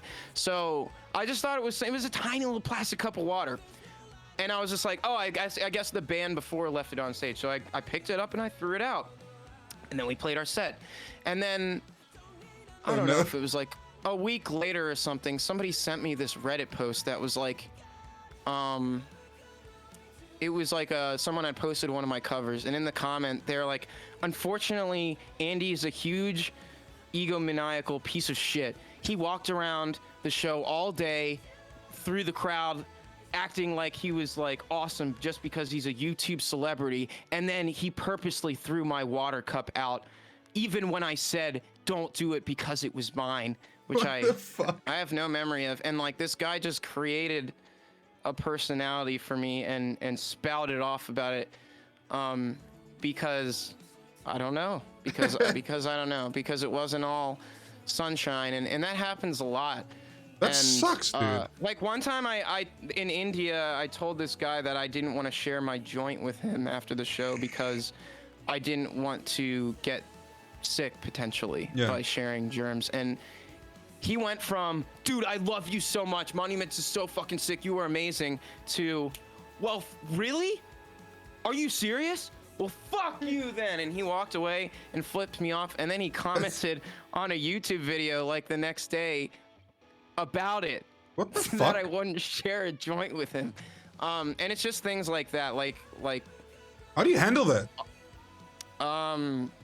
It comes with the territory and I have no choice. I try to kill him with kindness. You know what I mean? Like whenever I see rude comments like that are worth responding to, and for me, I'm like, I'm so sorry that you had this experience and it wasn't my intention at all. And like, you know, let's link up next time I'm in the city and I'll buy you a drink. Like the last thing I want is for you to have a bad time. And 9 times out of 10, that person ends up feeling like a huge asshole. 100%. And so I mean, you feel like a huge asshole because you thought that I was just some faceless drone that wasn't going to see your horrifically mean comment, but actually I'm a person with feelings and I'm like leveling with you, and I'm actually not a raging dildo. So yeah, that's the best way to handle it, I think. Or just let it roll off your shoulders. I mean, some people, their opinion just isn't worth commenting on. Fuck people, it does hurt. It definitely hurts, man. I'm sensitive and I have trouble handling when people dislike me. But I also know that I'm in this entertainment industry and I'm in the public. And if you have any sort of convictions or opinions or strong personality traits, not everyone's gonna like you, no matter what. No matter how hard you try. There's nothing you can do to make, unless you are a complete pandering, void of any characteristics, vapid human being, then there's no way that you can get everybody to like you. So I have to keep that in mind, and I just got to be myself, and I have to learn to respect my own boundaries. And if people are making me uncomfortable in real life, I have the right to say, like, can I have some space, or like, you know, I'm not really comfortable right now. And yeah, like it's a matter of trying to give people an inch and then them trying to take a mile. I think it's disrespectful to do that to anybody. Any person. Because it's really hard. It's really fucking hard. But people I don't think people always see you as like you said. People just see you as this guy that does YouTube, or the guy that screams on YouTube or whatever. And then I think, like you said, kill them with kindness. Like if I if I posted a shitty comment about you and you reply to me and you're like, you're genuinely quote unquote nice about it, I will feel like a dick. I'll feel so bad. Yeah. And I love that you handled it that way.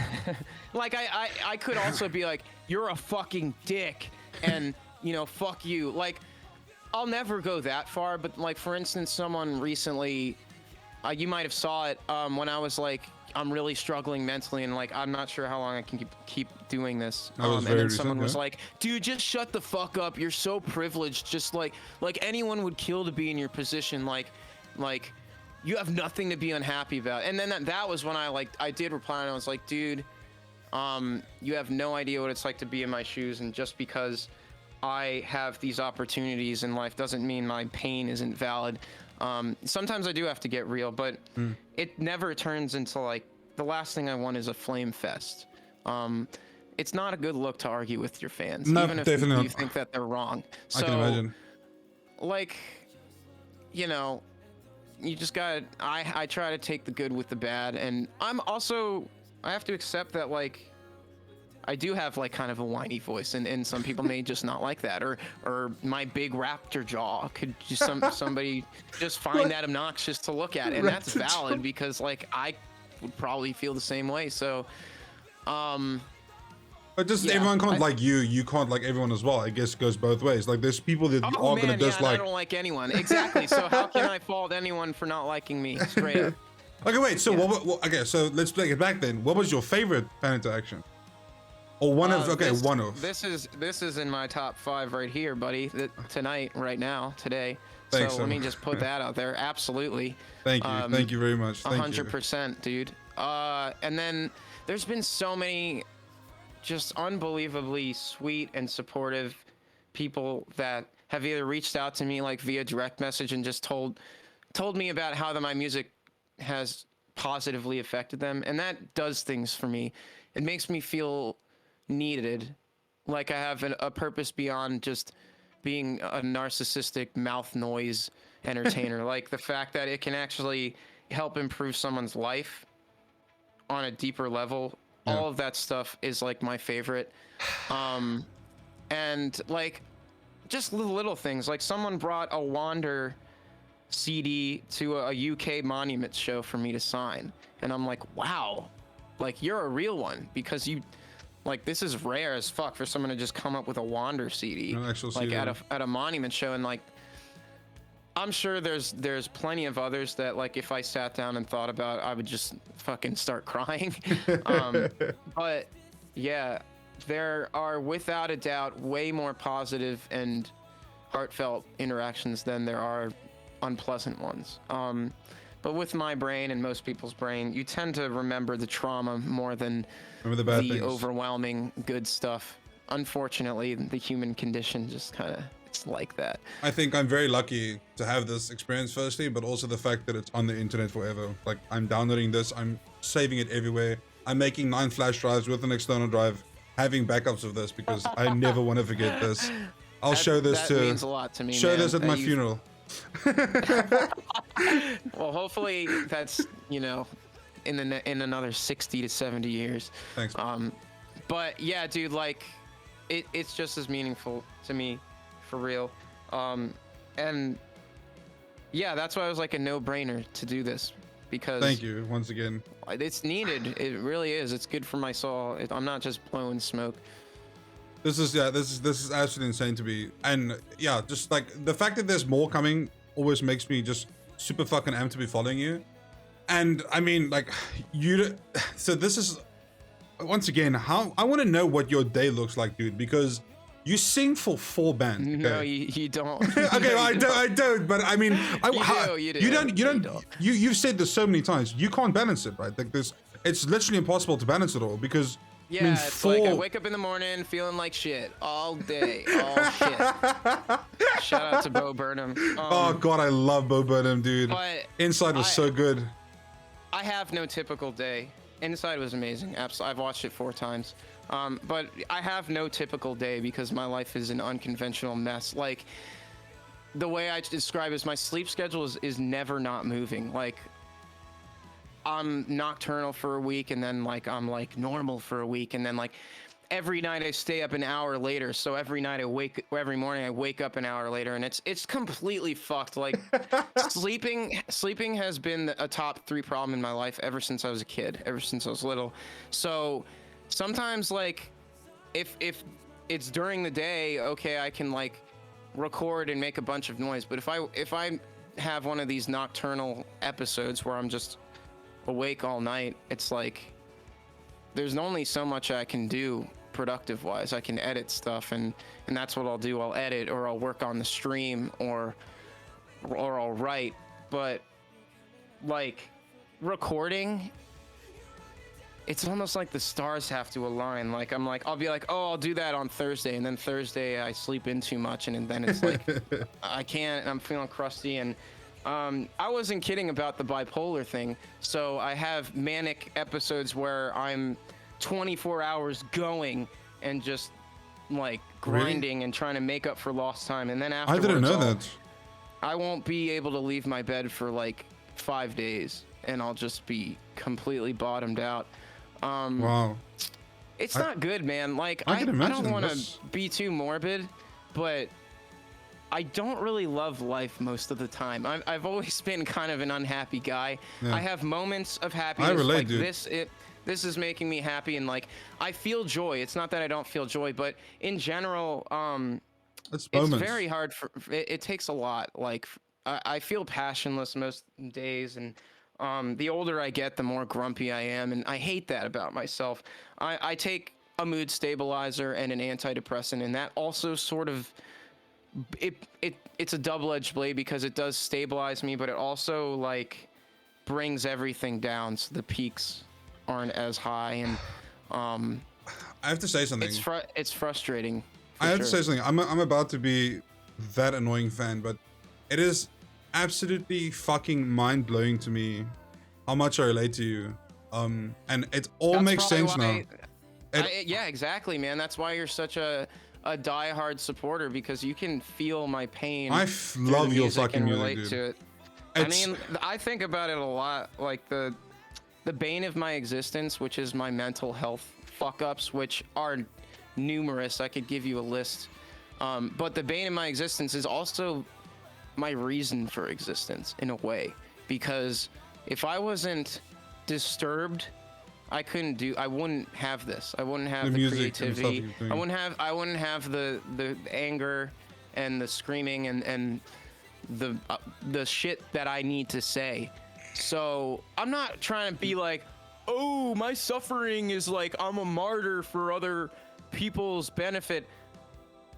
No, I'm a speck. I'm so unimportant. It's unbelievable. But at least I can take comfort in the fact that this weird suffering is transitively making people feel less alone. People like you. 100%. And I don't know if I would choose an ignorant, blissful, happy existence with no mental illness over this shit, but also the potential I have to see the world and do interesting things and help. It's like a constant battle. Make a difference or whatever. But yeah, it fucking sucks, dude. Like life, I hate it that I feel this way, but life sucks, and I say it every day. I say life sucks every single day. I'm 100% with you. Like it is, and that's why, to me, that's why I have streaming, because it feels like it's like a way for me to, quote unquote, escape. Like I've never had, how can I say, I've never really had someone I can just talk to, you know? And with streaming, that's helped a lot. There's one person that's watching right now. She knows exactly who she is, that I've always been able to talk to, and that just happens, quote unquote, that only happened like quote unquote now, and it's like life changing. But yeah, that's what therapy is someone that you can trust and that can help you get through mental barriers. So it's but to me, like I said, I don't want to be that fan, but I feel like I can relate to you so much. Like I'm gonna upload this YouTube video, and I'm literally gonna say I swear I'm gonna make the title #mood, because I feel like 90% of my viewers right now are just sitting there like, bro, I relate to this so much. My best friend in chat, Jessie Ray, I know she's still there. She's probably fucking sitting there like, this guy is such a fucking mood, because I know how she is. She knows how I am. and I'm just moody, man. Moody as fuck. No, but I love how real you are, dude. That is, this Thank makes you it so real much. for me. This makes That's the nicest thing to hear. Seriously, But you appreciate you me being myself. Exactly. That's all I ever fucking wanted, man. Like, I grew up unbelievably socially stunted and awkward. Like, I was not cool. I was not popular. I got bullied so much. And first impressions dude, I'm the size of a never... building. Guess how much I got bullied, and like having to talk to you now, dude. This is insane. People are assholes, man. I mean, people suck dick. I was just like, you get it, being the weird one, and I could never properly express myself the way I wanted to with my words because I am slightly socially handicapped. And that combined with I grew up with like Tourettic OCD where I was just twitching my face and ticking and unbelievable anxiety, and I was a late bloomer with a high voice, very skinny, just couldn't express myself. I was just pent up and angry. I was raised Catholic, which stunted me even more, like ruined my life, or this organized religion stuff when at a young age. Yeah. So all these factors combined made me into this Who you are today. Just at first it made me into this like repressed nightmare person, and then when I finally started to perform and make music, and I forced myself to just do it even though I was deathly terrified, but I realized that was the only way I felt I could truly express myself right off the bat. I could never do it with my words in public and socially. I felt flustered and my brain just fogs up with a million thoughts, and I froze and make an ass of myself, and I had bad self-esteem, and it was just fucked. But with music, it unlocked something in me, and this is a thing with people that are kind of on the spectrum. Your symptoms lessen and decrease when you find that special something that you can put your mind to, and that's how I felt with music. It allowed me to open up in a way that I never could before, and then I became who I am today. Slowly I started to let go of that fear and that anxiety, and like the self-esteem improved slowly over time. I will always have these traumas inside me that I was, living with as a kid, and they'll always affect me, and those insecurities will always be there, but they don't control my life the same way anymore. And that's all because I found music, and I'm able to express myself that way. And I lucked out. Not everyone knows what they want to do with their life. Most people don't. And I've known for a very long time that this was it. Even though it's a pipe dream and unsustainable and crippling and scary, at least I've always known for sure, like, this is who I am, and that is a liberating thing, for sure. Please never ever let go of that thought, man. You changed lives. You changed my life. There's a lot of people keeping me afloat, dude. Seriously, I'll do it over and over again, man. I fucking love you, and it's insane how much I can relate to you. Like, everything you just said, almost, it's not exactly my childhood, but it feels so fucking real to know that the artist that I look, and dude, I love music. Like, I feel like I have nothing except music. That's all I have. That's how I feel. Man. I've said the same thing. I really have. Just if I went deaf, I couldn't do it. I would kill myself. 100%. I would too. I hate to say that. No, I don't want to say that on record on YouTube. I'll say it. If we're being real, I mean, I don't see a life without music. I just don't. It's just and especially don't kill yourself. No, in game. But okay, so but yeah, getting back to, I hate to go deep, but like, there will be days, dude, where I love to go deep. There would be days where I would feel broken, man. I'd feel oh my god, Andy, you released Christmas Makes Me Cry on Christmas Day, and yeah. I sat at my computer. I was alone on Christmas. I had no one. I had nothing. I listened to that song on repeat. You know, like when you get a new song that you really like, and you listen to it over and over till you fucking hate it. Yeah. I tried. I really tried. I couldn't. That's every song for me. Wow, man. Well, that was such a. And once again, that's such a moment for me because I sat here alone on Christmas, and you released a song called "Christmas Makes Me Cry," and I'm like, "Yep, I'm crying right now. This is cool." Man, and I really appreciate that. It's not a popular video, but it meant a lot to me, and I felt it. And the holidays are tough. I hate it. It sucks, dude. It fucking sucks. You know, Casey Musgraves is just awesome, and I had to do a cover. So it's great. It's so great. But like there'll be days where I'm so down, dude, and I'll just listen to music. And this is just gonna sound fucking weird. I'm sorry about this. So my mom is like really into music. She basically, if it wasn't for her, I would never experience music the way that I do. But so I know what her music taste is, and I've sent her a lot of Makari. I've sent her a lot of WVNDER, but I've also sent her Termina. And then she's almost like, really? And she's like, what are they screaming? I don't understand. And then it's like something I can share with my mom even, dude. Like I can tell you that they're more than, I don't know how much views we have right now, but I can tell you that at least 15 to 20 people in my chat right now has gotten one of your songs for me, because I would listen to a song and I'll be like, fuck, this slaps, dude. Like this just make me feel better, and I'd share it. And that's what your music does. The lights on in my life.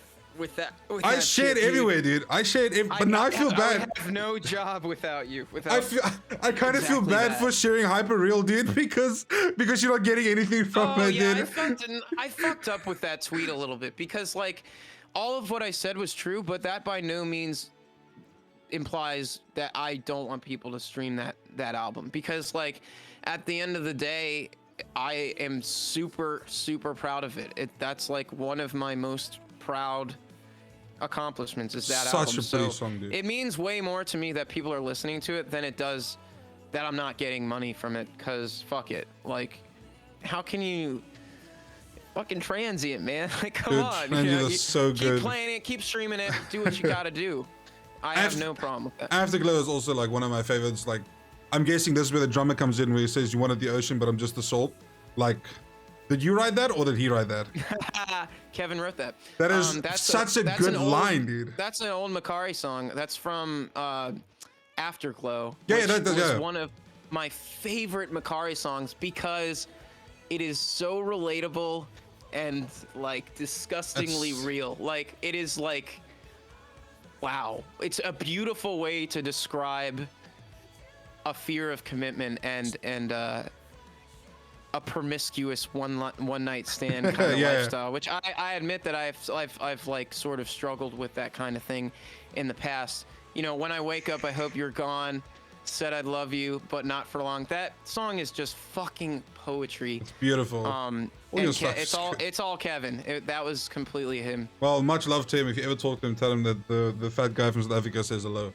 Absolutely beautiful music. I'm not gonna say it like that, bro. The same fan says hello, dude. Yeah. I remember when you guys dropped fucking Let Go, dude. And that was the first single you guys released from the whole EP, I'm pretty sure. Was it that or Labyrinth? I can't remember. It was Labyrinth, I think. Yeah, okay, yeah, because Labyrinth was recorded like before any of those other songs. I remember though when you released I think Let Go was the one just before you dropped the whole album. And I was like, yeah. I was like, this song. I think we also put Reflection out, but possible. I can't remember. I listened to all of them. To be fair, I can't stop cutting you off. I'm no, sorry. dude. I feel so bad for cutting you off, dude. And it's I don't want to cut you off at all.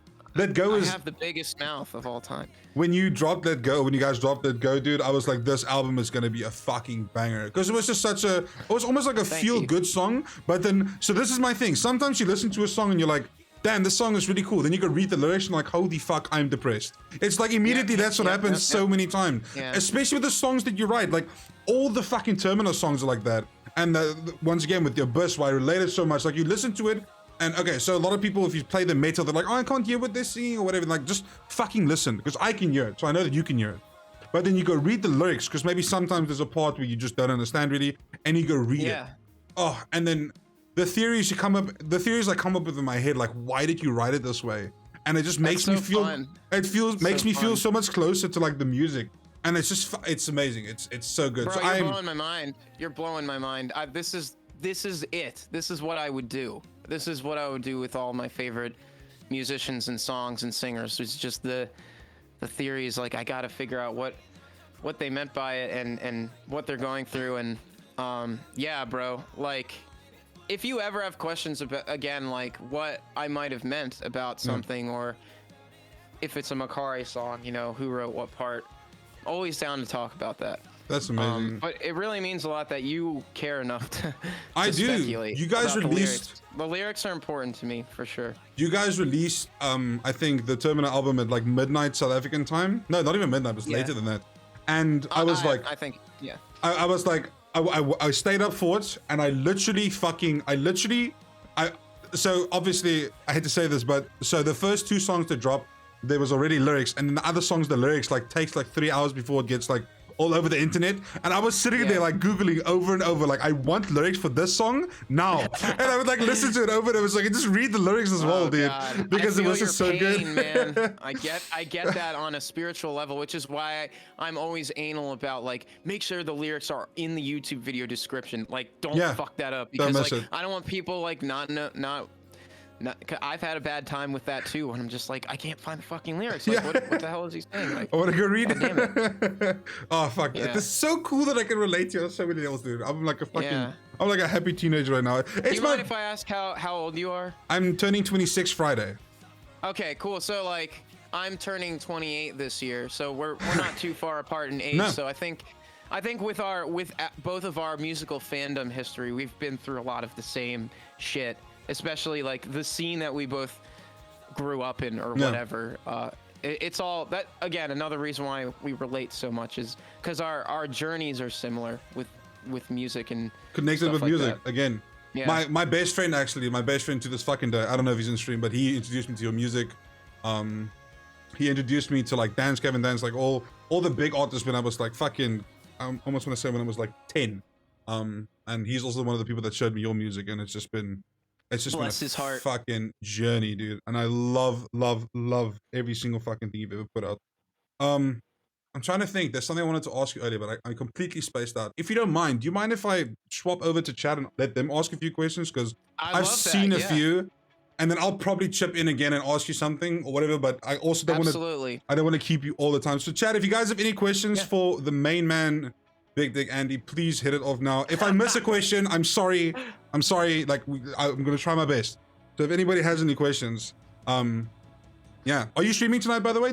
Isn't it performance night tonight? Oh man, I actually can't make it happen. Oh no. All right, I didn't want to have to say it, but yeah. Okay, I always do performances on Friday, but tonight is an exception. I can't make it happen. I'm gonna try to do something special on Monday instead. All right, let's go. Okay, so what is your opinion on the vocalist Noah from Bad Omens? I actually don't listen to too much Bad Omens. Not enough to form an educated opinion on the vocalist. I'm really sorry I can't answer that question. From what I've heard, they're sick, but if you ask me like what does the vocalist sound like, I can't even remember. I can't remember. I'm sure he's tight though. I'm sure he's dope. Well, we had Nexus. You did actually mention it earlier, but I'm going to ask it again. So when can we expect new Termina music? I'm not really sure when you can expect it because we haven't started writing the next album yet. I mean, the album just dropped now. Nick told me that he wants to start writing within the next 1 to 2 months. So add like a year to, let's just say like a year and a half. Maybe. Okay. Hopefully sooner. A year. What made you decide to do the raised vocal audition? I wanted to be in volumes. Like, they needed a new singer, and I was still very underdeveloped as a vocalist. This was me like throwing caution to the wind. I wasn't even sure I could scream that well, or if I had it in me. But it was like, again, something that I wanted to do to push myself and prove that I had what it took. So I did 3 volumes auditions, and then it just helped get my name out there. I didn't get the spot, obviously. But I suspect, because they met Mike Terry, I think at some bar in Sacramento, and he was he was already, well, that was their story, and he was already a vocalist in the scene. I think that they probably just had him in mind the entire time, and they did the vocal audition process for hype. Because they probably had to. And it was kind of genius, and that is not something I would put past Volumes to do because they're kind of sneaky. But yeah, they didn't choose anybody that auditioned. They were like, we're holding auditions. Everybody do it. Everyone spread the word about Volumes auditions, and a shitload of buzz. And then they're like, actually, we're gonna go with Mike Terry. He's just like this dude we know. He's great. So no harm, no foul. And also, I wouldn't have fit in with Volumes, I don't think. What do you think about the new vocalist from Lorna Shore, if you know them? I don't know. Oh yeah, Will Ramos, I think his name is. No idea. I don't know. He is inhuman. Just wow. His vocals are so removed from sounds that I can imagine humans making that I'm actually not sure what vocal style he's using most of the time. I don't know if he's doing false chord or some sort of monstrous vocal fry that I actually can't do that like pig thing that he does. I don't know how he does it. So I think he's fucking sick and just on another level of deathcore for sure. He's a monster. No one's gonna find me. Here's a good one. Do you ever get tired of making music? And that's your job constantly taking. Wait, do you ever get tired of talking? Sorry, do you ever get tired of talking about music? Sorry. Yes to both. Everyone burns out eventually, and I do feel like I need a break sometimes. Yeah, I saw your tweet. I like lots of other things in life. I love video games and anime and nerd shit and fucking I love cats and pizzas and traveling and lots of other little silly things. And I want to talk about that stuff sometimes too. But it is very difficult for me to get tired about music because I crave it so much. You know, it's like have you ever played The Sims before? Yeah, I did. So like my meter with music like drains very quick to where I need to like do music shit again. Okay. So that's a good answer. I do get tired of it eventually. Too much of anything isn't good, and I don't want to just get to the point where I'm going through the motions because I'm on autopilot because I don't get breaks. Yeah, you should. Well, I saw your tweet, and if you feel like you need to take a break, Andy, you should definitely do it, dude. You deserve it, you're entitled to it, but you're probably gonna tell yourself now in your head, you're already like, yeah, I probably don't, but you do. If you need to take a break, dude, even if you just stream for like a week, do it. Just chill. The problem is that like, I have bit off a lot that sometimes I'm like, maybe I can't chew it all. But I'm also like insatiable with the amount of shit that I want to do. So I brought it upon myself. And I did expect there to be some tough times with burnout, but I wouldn't trade it for anything. At the end of the day, it's still very, very worth it to me. But I know that I have a lot of people counting on me at all times, and I don't want to let them down and make them wait a zillion years for me to get my shit done. So get your stuff done. Okay. It's not just about me. It's about my bandmates and their needs too, because I'm in 4 bands, but the Makari guys aren't in 4 bands, and they still need like snappy response time with work, and I just don't want to make my problems other people's problems. I feel that on an emotional level. By taking time off, and it's a lot of pressure. I don't want to overwork myself, but I'm terrified of letting people down. Like, it really freaks me out to not live up to my potential or whatever. That is such a fucking real answer, dude. Holy shit. I think this next question fits in perfectly then. Okay, wait, there's a small one. So someone's asking about the next tour in Colorado, but I'm guessing you're not touring for a while. I think Makari has some dates coming that are strictly East Coast for the most part. So no full national tours yet. Okay. Planned. With Monuments, I don't know when the fuck we are ever going to be able to do a US tour, because the visa process for bands went from hard to impossible in the last year. It's disturbing. It's like not possible to get your fucking visa as a band right now. But Makari's planning on hitting it hard as soon as we can. I'd love to go back to Colorado, like hopefully in the first half of 2022. There we go. Well, that's Yeah. fucking. I hope that hypes you up, Mayo. And then so the question I wanted to entail with your previous answer. So this is something I wanted to ask you earlier about, but I didn't. I completely forgot about it. So when you covered Giving Up by Linkin Park, the vocal fry and the bridge. So you basically want to know, like, does that do damage to your vocal cords? So it entails a question that I have, like, when you sing and scream, do you what's it called? Does your voice get like sore? I guess I don't know if sore is the right answer question or the word, but so singing and vocalizing is all about stress management, just like working any muscle, because your folds are a very tiny muscle, your vocal folds. So if you work out too hard with very heavy weights intensely for a long time, you're going to be sore and you're going to have to take breaks. There's going to be inflammation and friction and destruction. Now, if you're working out improperly with shitty technique and bending and fucking snapping and jerking, you're going to injure yourself very fast. And it's the same thing with vocals. If your technique is bad, you're going to hurt yourself real quick. I've developed what I'd like to call a healthy technique, or as healthy as I can get it over the years. And so I know my limits. I know what type of vocals are more taxing than others. With the Linkin Park stuff, if I did that shit for like an hour or two, I would be like, all right, I'm feeling swollen. It's time to stop. Okay. It's just like any sport or any physical labor, stress management. Like eventually, no matter how good your technique is with singing or talking or whatever, you're gonna start to lose your voice. Yeah. Some things are harder than others. I'd say vocal fry, screaming is not super taxing. I can do it a lot more than if I'm just like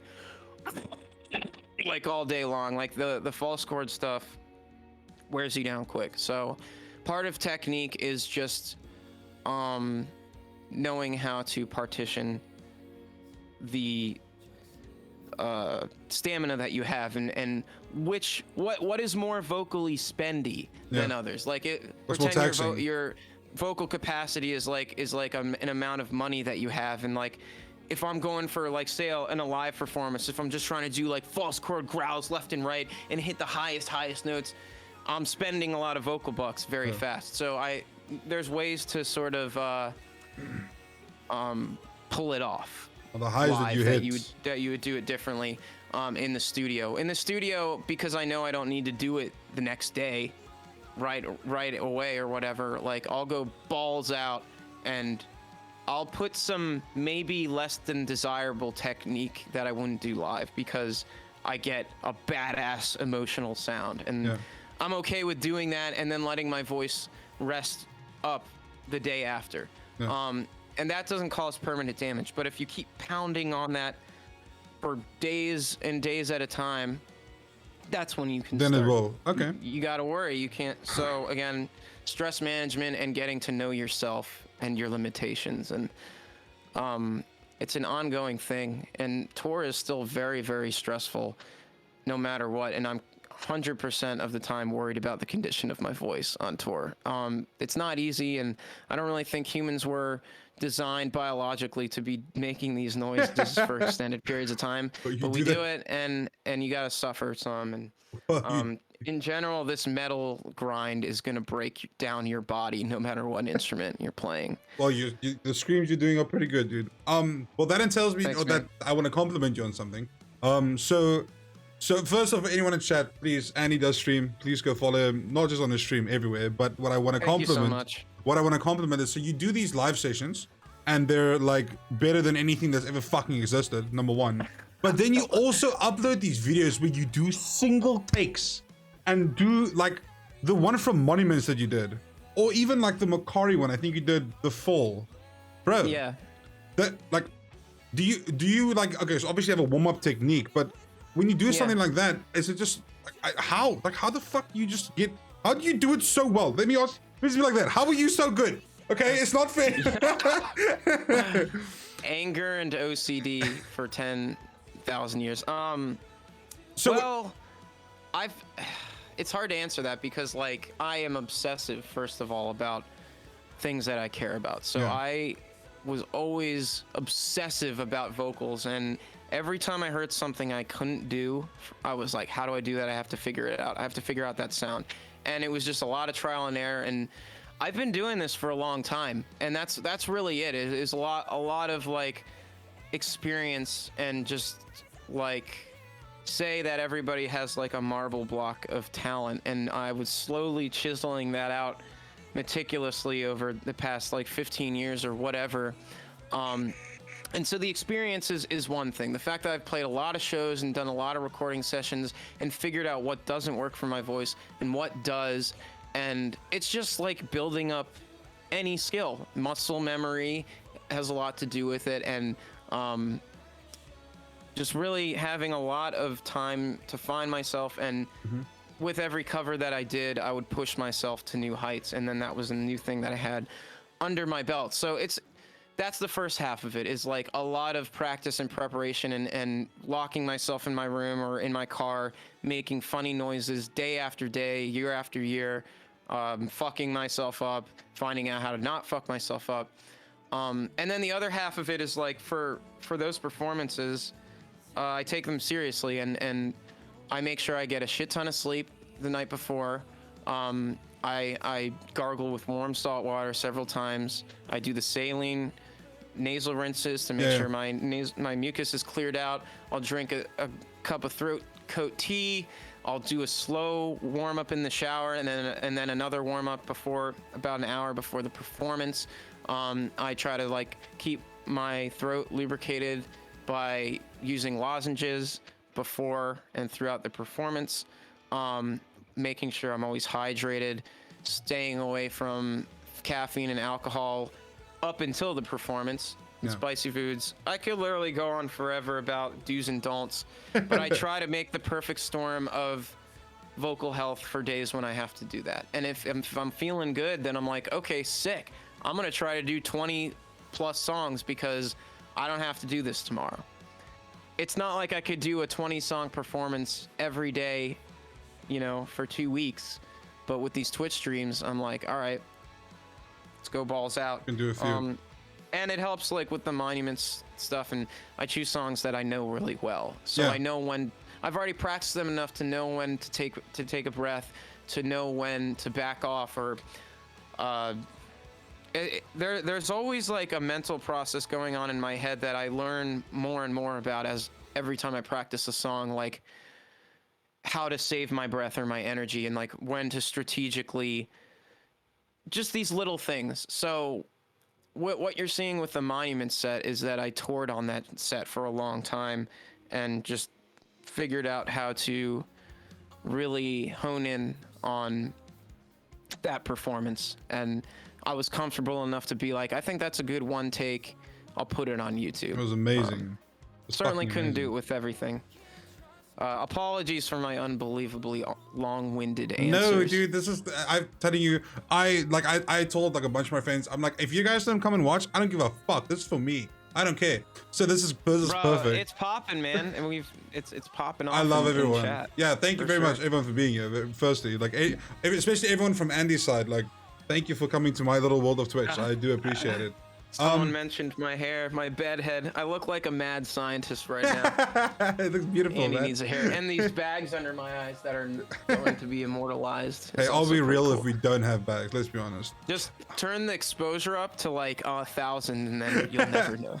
So there's someone in chat, I don't know if you've seen him, KissMyX_TV. He is a very close friend of mine.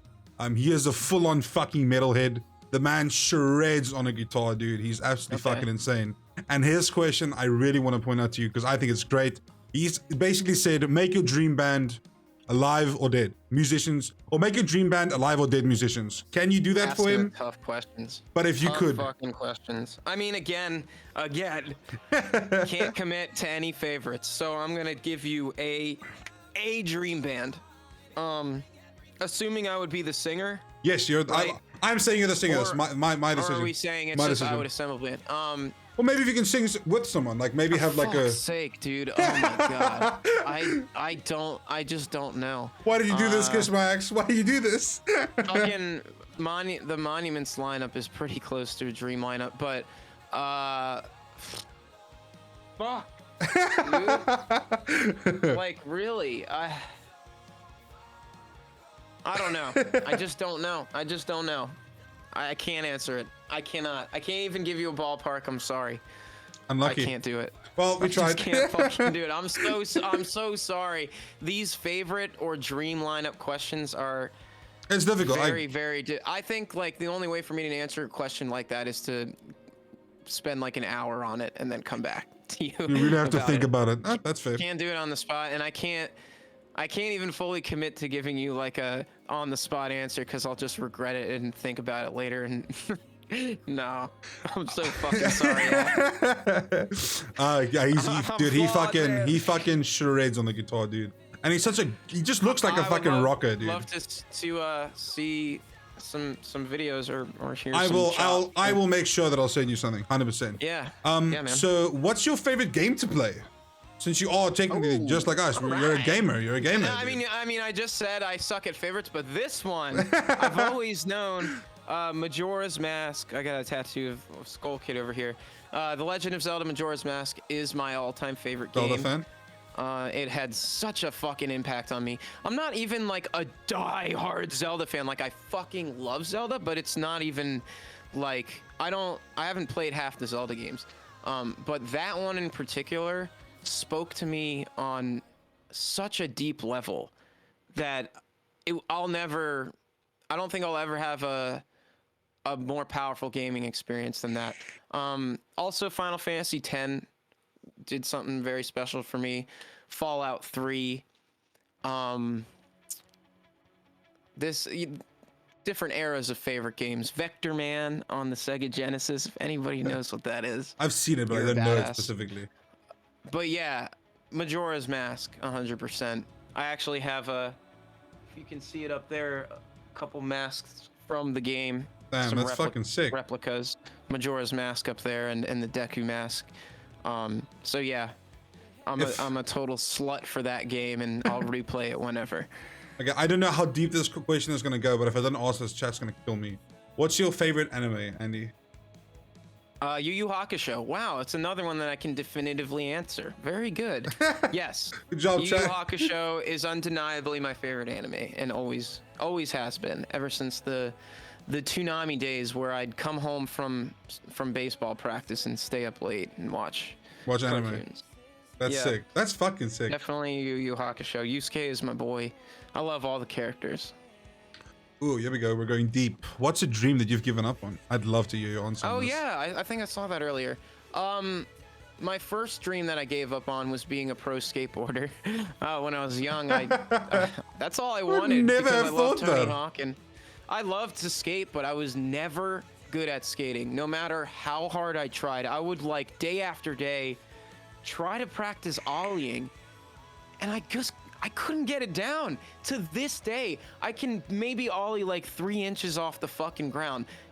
Forget it about flipping my board. My brain just doesn't work that way. So I realized at an early age that extreme sports are. I would love to be that guy, but I'm not that guy. You're not him. I don't have it. At one point, I wanted to be a fucking NBA player when I was in like middle school. I played a lot of basketball growing up. How silly. But then, yeah, I don't think I really had a serious dream until music, and clearly I haven't given that you one better up, not. so. I'll fight you. I'll fly to America. I got nothing else to do. Yeah, that's a fucking great answer. It's so cool to know that, you know, you will, not to know, but like, it makes me realize again that you were also, once a kid, you also had dreams and aspirations and stuff that you looked up to. Like I said, I wanted to be a singer. I really wanted to be a singer. Like that was my thing. I wanted to be an actor. So It's also dreams that I've given up on. Yeah. So voice here's acting is one that I'd love to still do. Be a voice actor for some sort of game or Adult Swim show or anything like that. I'm pretty sure it would can be happen. fun. I'm pretty sure it can happen Yeah. one day. So here's one from a very good friend at work. So he says, have you ever got an idea for a song and had to decide to which band it has to go towards? Like, how do you navigate creating for multiple question. bands? Actually, no, because the way I write is always tailored to the instrumental that I'm given. So, Okay. so that never happens. Literally never. The music always comes before I hash out a song idea. So, luckily, like I said, I don't just write a song of deaf poetry lyrics and then decide where to use it. It's just like, this instrumental makes me feel like this. So there. Send it to there we that go. band, this band. That's great. What's the best advice you've ever been given? Wow. That even makes me think. Shit, now. man. Fucking hell. Wow. That's another one I think I'd have to ponder for a while to know. Just to think about it. No, that's fair. I mean, that's even making me think now. Like, what are you gonna say to that? Well, I can't say this is the best life advice I've ever gotten, but in terms of my career, my profession, I did a lesson with Melissa Cross, who's like the mother of screaming. Many people might know about her. She's an absolute legend and has taught many of the great metal vocalists of the world. And I was able to get a lesson with her before I did my big Monuments tour, and she taught me how to take the weight off of my voice and not push so hard, but still obtain a full and powerful scream. She just basically said, like, don't push and get your power from your hoo-ha. That's what she would call it, which is because you have to use like your stomach, but really it's like your pelvic region. Like, you can like actually like sort of focus your pelvic floor in order to bring power up through your lungs and passing through the diaphragm and projecting without pushing chest and neck. So that Melissa Cross stuff. That's awesome. That's very, so fucking cool. Very helpful. I couldn't have got through the Monuments tours without that. I was freaking out. I was like, I don't know if I could do this night after night. And then she just put everything, And she my mind at ease. She helped you through it. That's fucking awesome, dude. Yeah, I love her. I fucking love her. Because we already got the hair products. He doesn't use hair products, Chad. He's just perfect. Okay, leave him alone. No. I use a Lush, like a paste, like a little bit, rub it in. Not today though. Today I just woke up and it's terrible. It's all bad. My fucking stream is convinced I wear a wig, but it's just because I don't cut my hair. Okay, let's see if I missed What's an anything. insecurity that has been holding you back lately? I saw that question, and I like that question. I'm so far. I'm scrolling still. So if you find that, perfect. good, Go with that. good. No, go with that. Well, go with that. Prepare your next one, but my answer to that is my age, because I'm getting old. I'm 28, and for a lot of reasons I'm insecure about it, because one, I always identified with being like the young kid that has some special abilities or whatever. I thought that was cool to be like, oh, I'm kind of prodigal, like just totally lame. But inside now I'm like, well, now that I'm on the wrong side of my 20s, nothing I do is impressive anymore. It's just like, you're an adult, do your job, or else like, how is this impressive? And then I also see like people much younger than me, like way up ahead in their musical careers than I do, and I get insecure about that because I tend to compare my success to other people's success. So if you're hella young and you're just popping off with music, I'm just like, oh god, my ego. And then also like when I grew up as a music fan, my dream was to be on Warped Tour and do the whole fucking Warped Tour and be in that scene. And I feel like sort of I trained for a job that doesn't fully exist anymore, because like I didn't have that chance to be on Warped Tour as a young teen. I didn't really hit my stride with my music career until my mid-20s. So that was already disappearing, and I just wish that I had gotten that opportunity, but I'm old. I'm one of the old, not old, but I'm one of the old ones now. I know older people are gonna like hear that and fucking hate me, and don't worry, I'll be right there with you in a few years. But yeah, just being old in this young man's metal game, and the fact that it's not really all about, the scene is not the same as it once was. Like, undeniably, it's different. Because of all the time that has passed. Well, whether you sing fucking metal or sing melodies at the age of 70, I hope you never fucking stop. Because I'll be right there listening with you. As long as I have a voice, I'll be doing it. You'll do it. That's fucking great, dude. Here's one from Muffin. It was kind of answered earlier, but I guess if we can just... so after the whole, he says, any plans after the death flu apocalypse is over? Any solo album, tours, collabs? I'm pretty sure there's everything that you want to do. I mean, that's what you live for, right? All of that is happening. I've actually had a solo EP in the works for like 3 goddamn years, and it's not even that many songs. It's like fucking 5 songs, but I've gotten so sidetracked with everything. God, excuse me, it's the damn bubbles in this. Cool.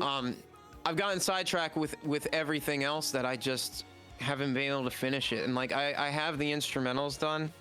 If you liked that song Select Your Inhibitor or the current Sumerian song, God, I love then the you'll like currents. it. Oh my but it's fucking I God. really would love to fucking have it done next year, early next year. Collabs, more stuff with Joshua Travis. Dude, You can that was definitely fucking expect great. At least 2 more songs with him. At least 2 more songs with Anoop Sastry are happening. I'm gonna try to do something on Ollie Steele's solo album. I've got a collab with Andreas coming out. If you know who Andreas is, awesome musician. Yeah, just more stuff with my very, very talented I just want friends. you to do a song with fucking Lauren Babish, dude. Like, I would fucking freak if you ever did it. We're supposed to, man. Like, she's just so busy, and I totally get it that like we spoke about it a few times, and then I've like had to like try to pester her for attention, and she's like, "Oh, you're right, yeah, like let's do it." But then, you know, I guess she's busy. I think everyone is busy. I guess. I do that to other people, so I totally understand. But I'm gonna keep pestering her about it at some point. One day it'll happen. We'll get it happening. We'll make sure. I fucking love Lauren, dude. Dude, she is insane. So awesome. She's so fucking good. Awesome. So it would really be an honor to make something cool with her, and I think it'll happen eventually. Every time she releases something, especially if it's a cover, my voice cracked, sorry. Every time she releases something, then I'm like, there's no way that this cover can sound good. And then I listen to it, I'm like, holy fuck. That is amazing. She knows what she's fucking doing. She knows how to do things justice. Like, it is not always easy to make a cover not corny or cliche or just butchered. But Not to put your own twist on it. She's a very authentic vocalist. Like, doesn't rely on a fuck ton of like studio magic, and she's just real, and you can feel her genuine passion in everything she does. And that's why they don't suck. That's why they don't come out They're lame. fucking perfect, dude. Yeah, that's why they're fucking awesome. I really admire her, and I've learned a lot from her and many other awesome YouTubers. Nick Nocturnal, don't even get me started on how much he's fucking I taught me. fucking love Nick, dude. I would also like, love to talk to him. It would be such a fucking. Oh yeah, he's such a cool dude. I'll put in a good word. Like, he's a busy guy too, but I he's can also imagine. a very, very nice and humble, wholesome dude that isn't above doing these types of interviews. So I would just love to learn from him. Like, I would just love to changed learn my about life. metal. He is a renaissance man in terms of the hustle, the marketing, the business side of things. His discipline is just, he's a workhorse, dude. Unbelievable musician, multi-instrumentalist, producer and mixing engineer. He's really good. Content creator. He's just I love Nick to death, but boy, do I feel bad about myself sometimes comparing myself to that guy, because he is inhuman productive. Like, the amount of things that he can do and stay on like a schedule. I wish I had that type of ethic. And he's just like, for me, he's the standard for hustling your art and And he puts a lot of time and effort into stuff too. And he does really well at it. The Termina album was a very meticulous thing for both of us. He's goddamn amazing. So much to learn from him. I personally really hope that Termina just explodes. Like, yes, I know Makari is there and Monument, but I want Termina to be like up there, dude, because it deserves it. I want to play shows. Someday, I would love to have some Termina shows. It fucking deserves it, dude. Termina is such, and it's I hate that the genre of metal that you and Nick do. It's almost I feel, maybe I'm wrong here because I don't know enough artists, but I feel like it's quote unquote a dying breed. Like just that pure fucking, I almost want to say like hatred metal, like just pure fucking. It's something you can listen to, and you just want to like, I almost want to, you just want to scream at the top of your lungs because it's just that good. Like you feel it inside of you, and that's what music does to me. I mean, we're just playing metalcore with the occasional deathcore spin, and Nick has his uniqueness to him, and I do too, and I think that's what really makes it special. But I'm not gonna claim that we've done something completely groundbreaking. I think it's a fucking triumph of a DIY album. Like, I'm so proud of the fact that we did it all by ourselves, and every song has something, in my opinion, every song has something special to offer, or there's like an interesting part, or something unique. So like, I think there's a lot of potential too. I really hope that it keeps going and the interest stays. I want our next album to be like bigger and better. I think this album is like a way for us to try to generate a budget to make an even more badass album. Make a better one.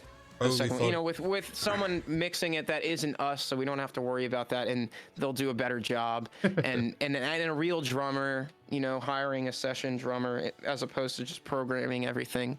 And with the budget that hopefully the revenue from Dysphoria will bring us, we'll just dump it all into that excites me so much. And once again, compliments where it's due, dude. Like you have to understand, like you have a very specific. The way you sing, I want to say it's a gift, but how versatile you are, man. Like you can go from the deepest satanic lows to like the most angelic highs that I think is humanly possible. And it's absolutely fucking insane. And I think on the Termina album, it definitely shows. Like I keep hearing The Abyss. It's like playing in my mind over and over now. Like I'm just listening to it while I'm listening to Makari on the side as well. Thank you, man. Especially the screamers, so good. I've never pushed myself vocally harder ever on anything than Termina, without a doubt. Because one, it's mainly a studio project, so I don't really have to worry as much like about performing it live all the time. So I went absolutely bonkers, balls to the walls, as hard as I could possibly go, trying to get the lowest lows and the grittiest growls and the highest highs, and like just relentless onslaught of dynamics with the vocals. Because it was an opportunity to push myself in that way, to know that music is not exclusively a performance art, but also could just be a recording art. And I was like, well, I have the freedom to, if I can do it, I'm gonna do it. And basically I just took everything that I had learned from the covers that I had been doing and different projects and everything that was cumulative up until that point. And I'm like, all right, well, I want a little bit of all of it. Like, I have to do the Architects thing and like the Deftones thing and the fucking Phil Bozeman thing and the Every Time I Die thing and etc. I just wanted to whip out every single trick I had in my arsenal. It's so fucking great that you pull. It nearly killed me, bro. Like, every recording session was like taking a beating. Like, my head was pounding, my voice was completely worn out by the end of it, because I'm literally, every song I'm like going from my like craziest clean vocals to, okay, I finished all the cleans, time to fucking scream my ass off like right after. And it would be like 3 or 4 hours of that per song. Fuck, man. Like, I really love that you. I can't believe I'm alive after.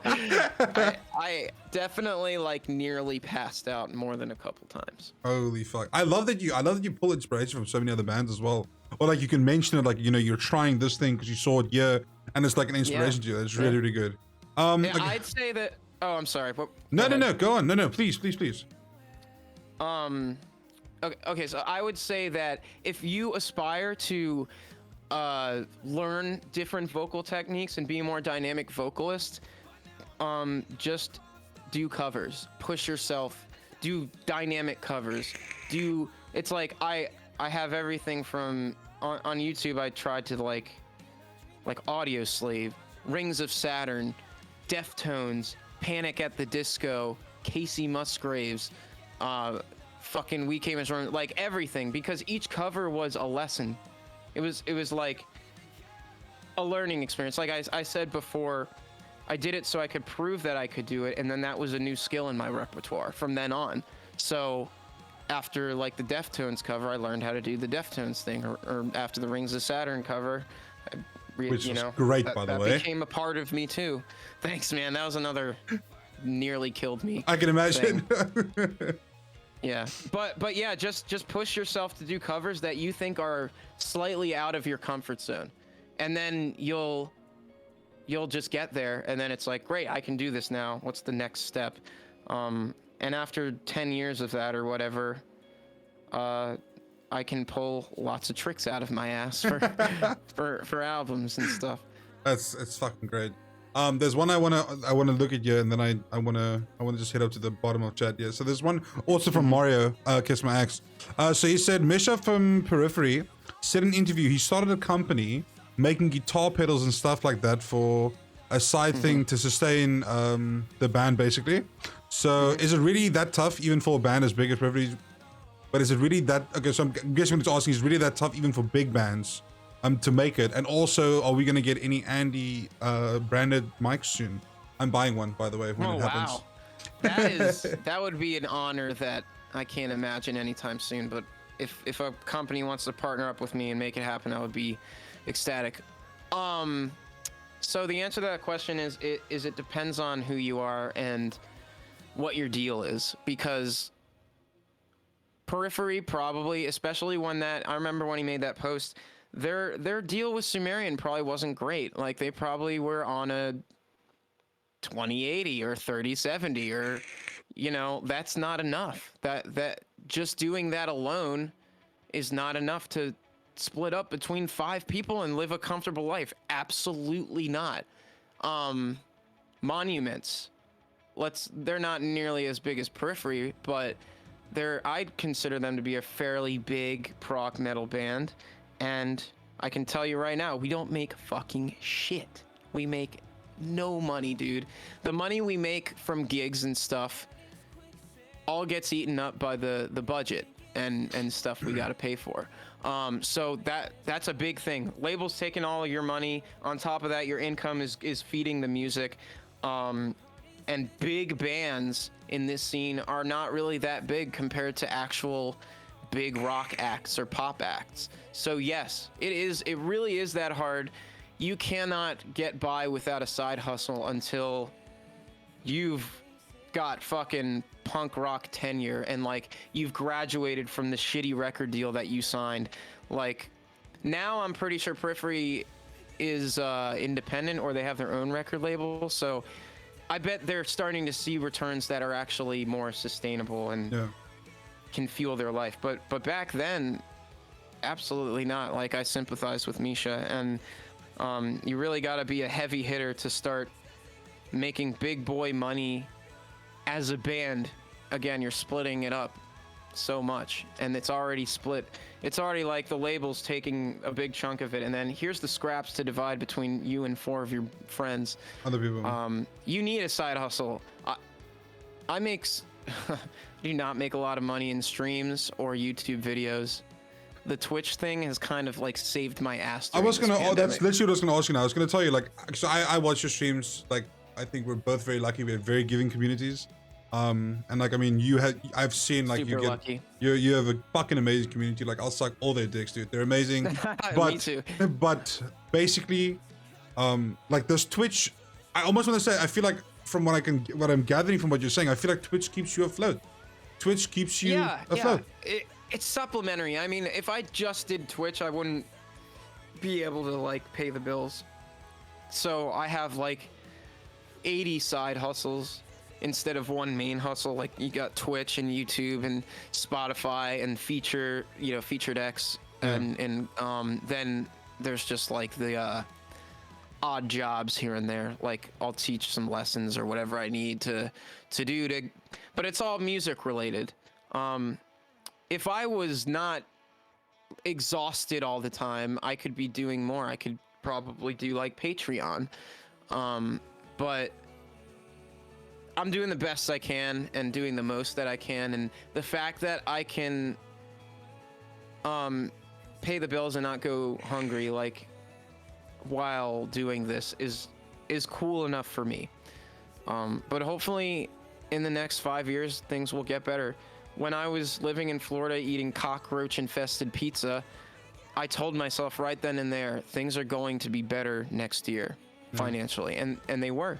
And then the next year, and then the next year. It's very slow, but I just kept telling myself that if I keep at it and plant as many seeds as possible in terms of projects and music and releases, it'll start to add up. Those pennies will become dollars.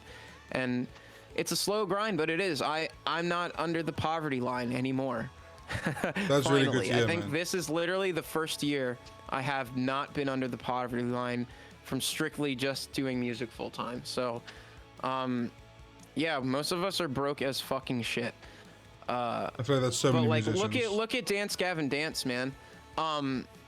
Perfect example of a band that never gave up and stuck with it for over 10 years and went from poorest of the fucking poor to rocking the scene.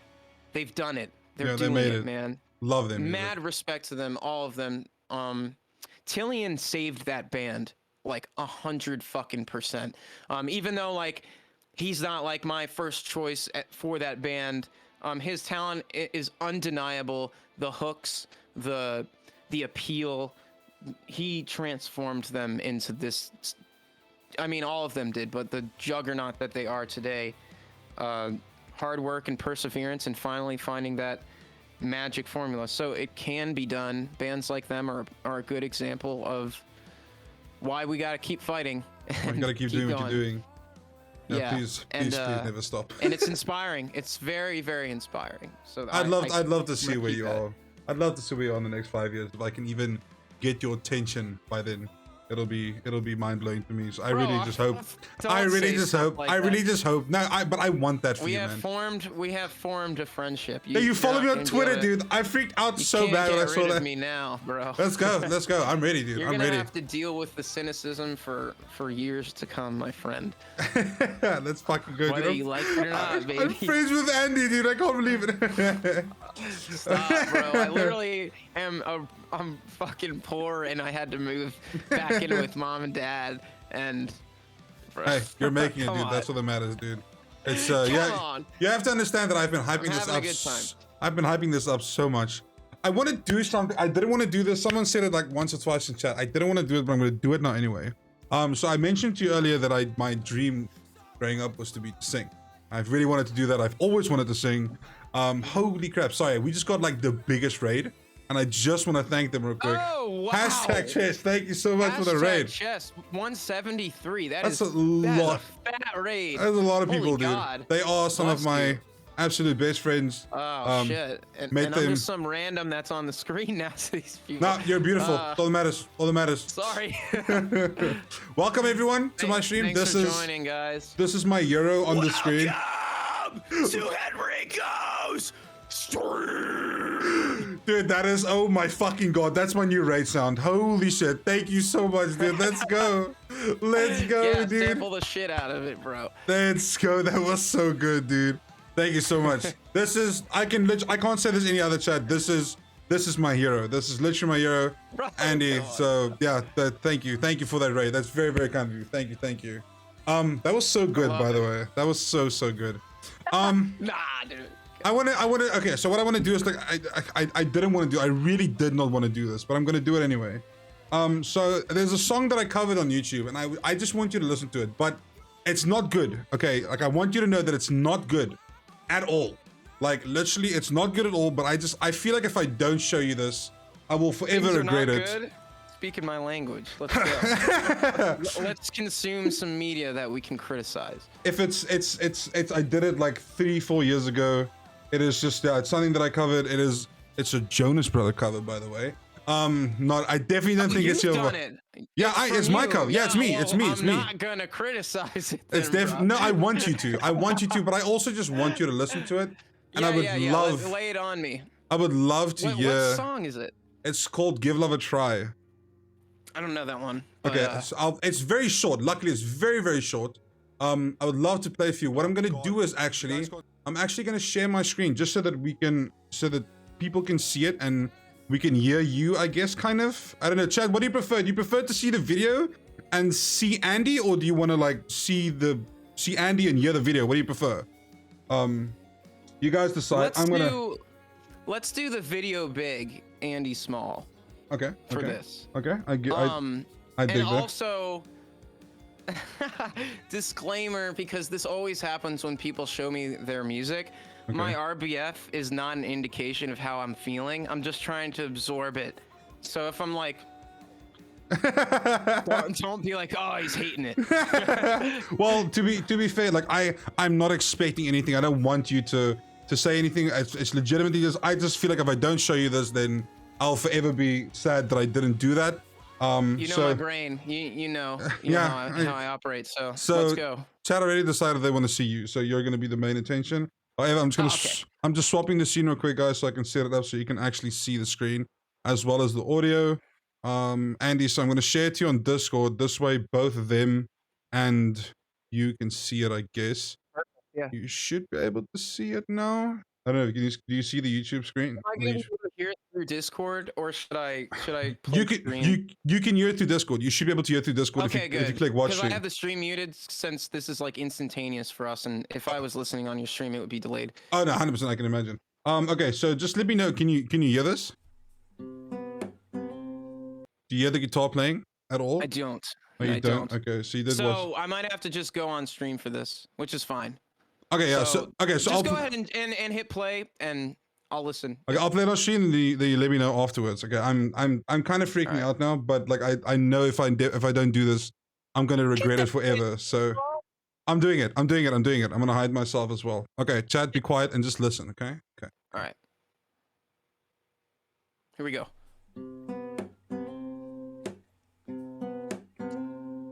Needs a refresh, probably. Oh, here it is. It's Baby Henrico. What the fuck?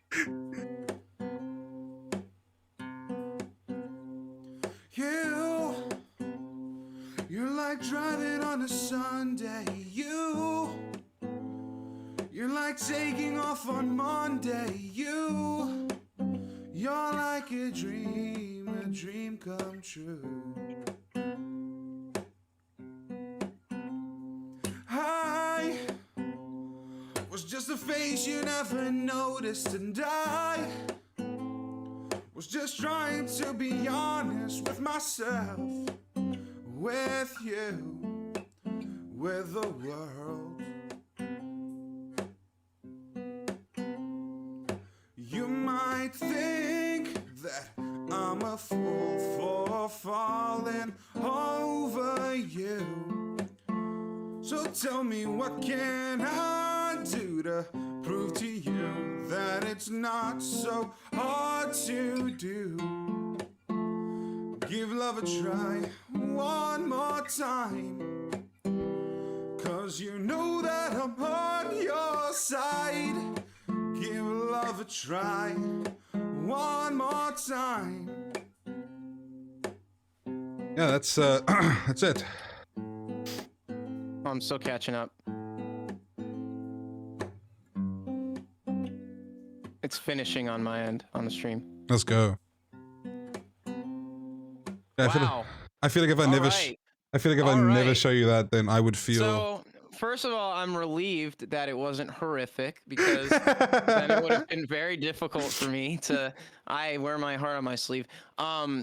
Dude, you got a really great vocal timbre, very smoky and soulful. Kind of gives me like a Caleb Shomo / Sleep Token vibe. I really like your timbre. That's like the tone and quality for those who might not know the terminology. Yeah, very soulful and dude, it was killer. I really enjoyed it. I liked the I guess you can say like vocal runs that were in it. And it wasn't a song I'd ever heard before. So to me, that was totally new. Really, really lovely, man. You got a beautiful voice. Thank you. Yeah, thank you for showing me that. I would have. Wait, I just need to calm down real quick because my heart is like fucking racing. I would have killed. I would have been so upset if I didn't show you that. I didn't have to like rip you a new ass. No, because I know it's. I really wish I knew how to do vocal editing and stuff like that because that was literally recorded on a condenser mic, no editing, no echo, nothing. Totally raw, dude. And that's why I'm even more impressed because like you didn't have to use any effects. Well, I mean, it would have been fine if you did, but you know what I mean. Like it was just raw and real.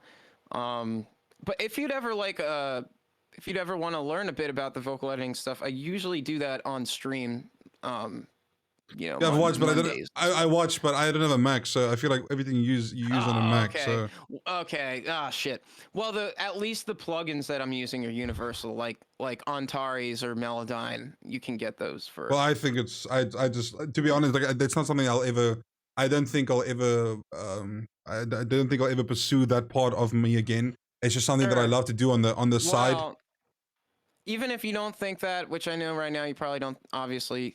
Don't put it out of the question for life because I, for a very long time, didn't ever think I was going to get into production. It seemed impossible, confusing, overwhelming. Just like there's no way a guy like me could figure out how to mix and edit. Yeah. But it was just baby steps. And dude, if I didn't like just throw caution to the wind and suck at it for a while, then there is no way I would be nothing right now. So you can do it, and you have a good voice and potential, and like you can play guitar. And I'm not saying like you have to be like, okay, I'm giving everything up for this. This is my dream.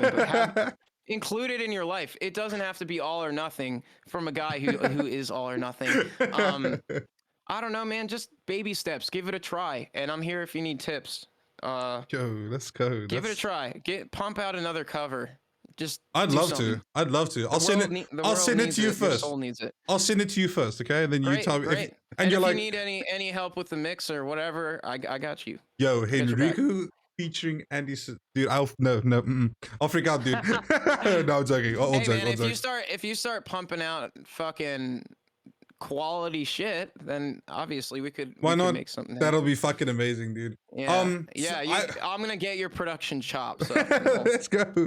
So, question from my side before we kind of set this thing, because I really don't want to keep you all day, and we have been talking for 3 hours. Yeah. We should probably wrap up soon before my bladder explodes. I would love. This monster makes me. I would suck dick to talk to you every day, but I want to ask. I don't know if you've been asked this before. Okay. Is there a reason why will you ever cover Bohemian Rhapsody? I don't think I've had anybody ask that before, but so the reason I asked, if someone delivered, you want to go ahead? No, well, the reason I asked is because I know that you talk about like Panic at the Disco, and he has that really cool live rendition of it, which was fucking amazing. I think anyone with reviews have seen it. He's too good. And makes me feel like shit. And your highs that you hit, which is fucking beyond me. I would love to hear you sing that. I know it's such a covered song. Everyone has covered it. Yes, I get it, but that's okay. To be honest, I think that I could probably do an okay job with it, but I would need someone to deliver me a high quality instrumental to it, which that is the part that I feel is impossible, because like I can't do the covers by singing over the original track anymore. Because I can't upload those to Spotify. I can't do anything really with them. I mean, I'm not gonna say I can't do it, but I feel like it wouldn't be worth my time to put all that effort into you know, it's a beast of a song, and then to just do it like for fun skis, I'm too busy. Now if I could collab with someone that or some talented people that could fucking crank out a quality instrumental to Bohemian Rhapsody, I'd have no choice. 100% do I it. would do it. I would absolutely do it. I would. And I couldn't hold a candle to Freddie, but I would do my darndest. I will definitely, next time you do a jam session, I will definitely be asking you to sing us that one when you do a nice little jam session. Oh goodness, oh man, I'm doing it. I'm gonna have to practice hard, bro, because as of right now, it would be a goddamn disaster. I believe in you. I need However, to practice. Andy, this has been, you've when I say this is a moment in my life that I'll ever remember this, I cannot say that with more heart and more love. You are, without a doubt, you are the most fucking, like, this is surreal to me. It'll always be surreal to me. I absolutely fucking both love and adore you. Please never stop making music. And you don't have to tell me twice, bro. Like I said, it's all we have. And love music. Also, it makes my day to make your day. Thank you. So you don't even have to thank me. Like, this was great. The 3 hours flew by. I did. I love to talk about this stuff, and thanks for letting me be myself, and thanks to your community for being so wholesome and kind and supportive. Like, everybody really nice. here is fucking awesome. They're really nice. Yeah. Look, not that you fucking need this, but can you please just shout out all your socials, because I want everyone just to go follow you and find your music. I need it, bro. I do need it. Trust me. Go follow him on Twitch. I'm gonna link Andy Cizek, everything, every single username I have: Instagram, YouTube, Twitter, Twitch, even TikTok. It's all Andy Cizek. Please go follow my Twitch. It would mean a lot to me, because I'm really just trying to hit the Twitch thing as hard as I can. Let's go, chat. Everyone follow him right now. I hope you had a good time, peeps. And if you didn't know who I was before, I hope that you've still been able to get something good out of this. This was absolutely amazing. I appreciate it so much. I'm gonna paste the Spotify link in chat. This is Makari's newest album called Continuum. It is a personal favorite. The reason why I'm using that one is because I know not everyone is metalheads, but trust me, if you hear Makari, you'll realize there is a God, and it's Andy. So go listen to the music. Oh my God, stop, bro. Hey, I love you, man. Yeah, I fucking love you. Thank you very much, everyone, for being here. Thank you, Andy, for being here. Just everything. My ego doesn't need it. Just everything. Thank you, Henrico. Thank you times a million. I had a really great time, man. I will do this over and over again, and this will be something that I'll remember for the rest of my fucking life. And I appreciate you so much. Let's 1 year from now, we'll do another one. I'll do a part 2. I'll slide into your DMs, dude. 100%. Hold me to it. I'll be around, man. Clip it, chat. Clip it. I'll 100% slide into DMs. Andy, legitimately, thank you a million times. Thank you to the community. Thank you for, by the way, sorry, I have to share one last thing. We hit something that is also fucking amazing to me. I got this to do with my favorite person of all time. I had 2,000 followers on Twitch just now during the stream. Woo! There it is, that 2K. 2,000, that's insane. Congrats. Thank you for everyone that followed me. PogChamp. That is insane. Or what the kids say. A lot of people, obviously, from your community as well. Thank you very much for following. Thank you guys so much for supporting this fucking legend right here. Thanks so much, Mr. Henrico. Hell yeah, dude. Let's Congrats. go, dude. Thank you for all the gifted subs and everything, guys. I really appreciate it. I hope you guys have an amazing life. African homie. There we go, dude. I'm literally your biggest fan. Even if it's just from South Africa, it's me. I'm that guy. I believe you, dog. I see it. Yeah, thank you very much. Love you, dude. I hope you have a great evening. Love you, chat. I'll see you guys maybe tomorrow, maybe later. Yeah, just thank you so much for watching. Don't be a stranger. Stay in touch, and I will. Godspeed. Don't give up the goddamn dream. All right, that goes for everybody. Thank you. And be cool, be safe, be kind, and fuck off. See you later. This is the real me. I'm an asshole. All right, and let me make sure you know that. All right. I'm gonna get out of here. Thanks again. Dude. I'm gonna end it off. I'm gonna end it off with a nice little men song. A nice song from Makari, guys. I'll end the stream off of that. Just listen to it. It's beautiful. I love you guys. You guys are the best. Motherfuckers! Yes, dude. Holy fucking shit.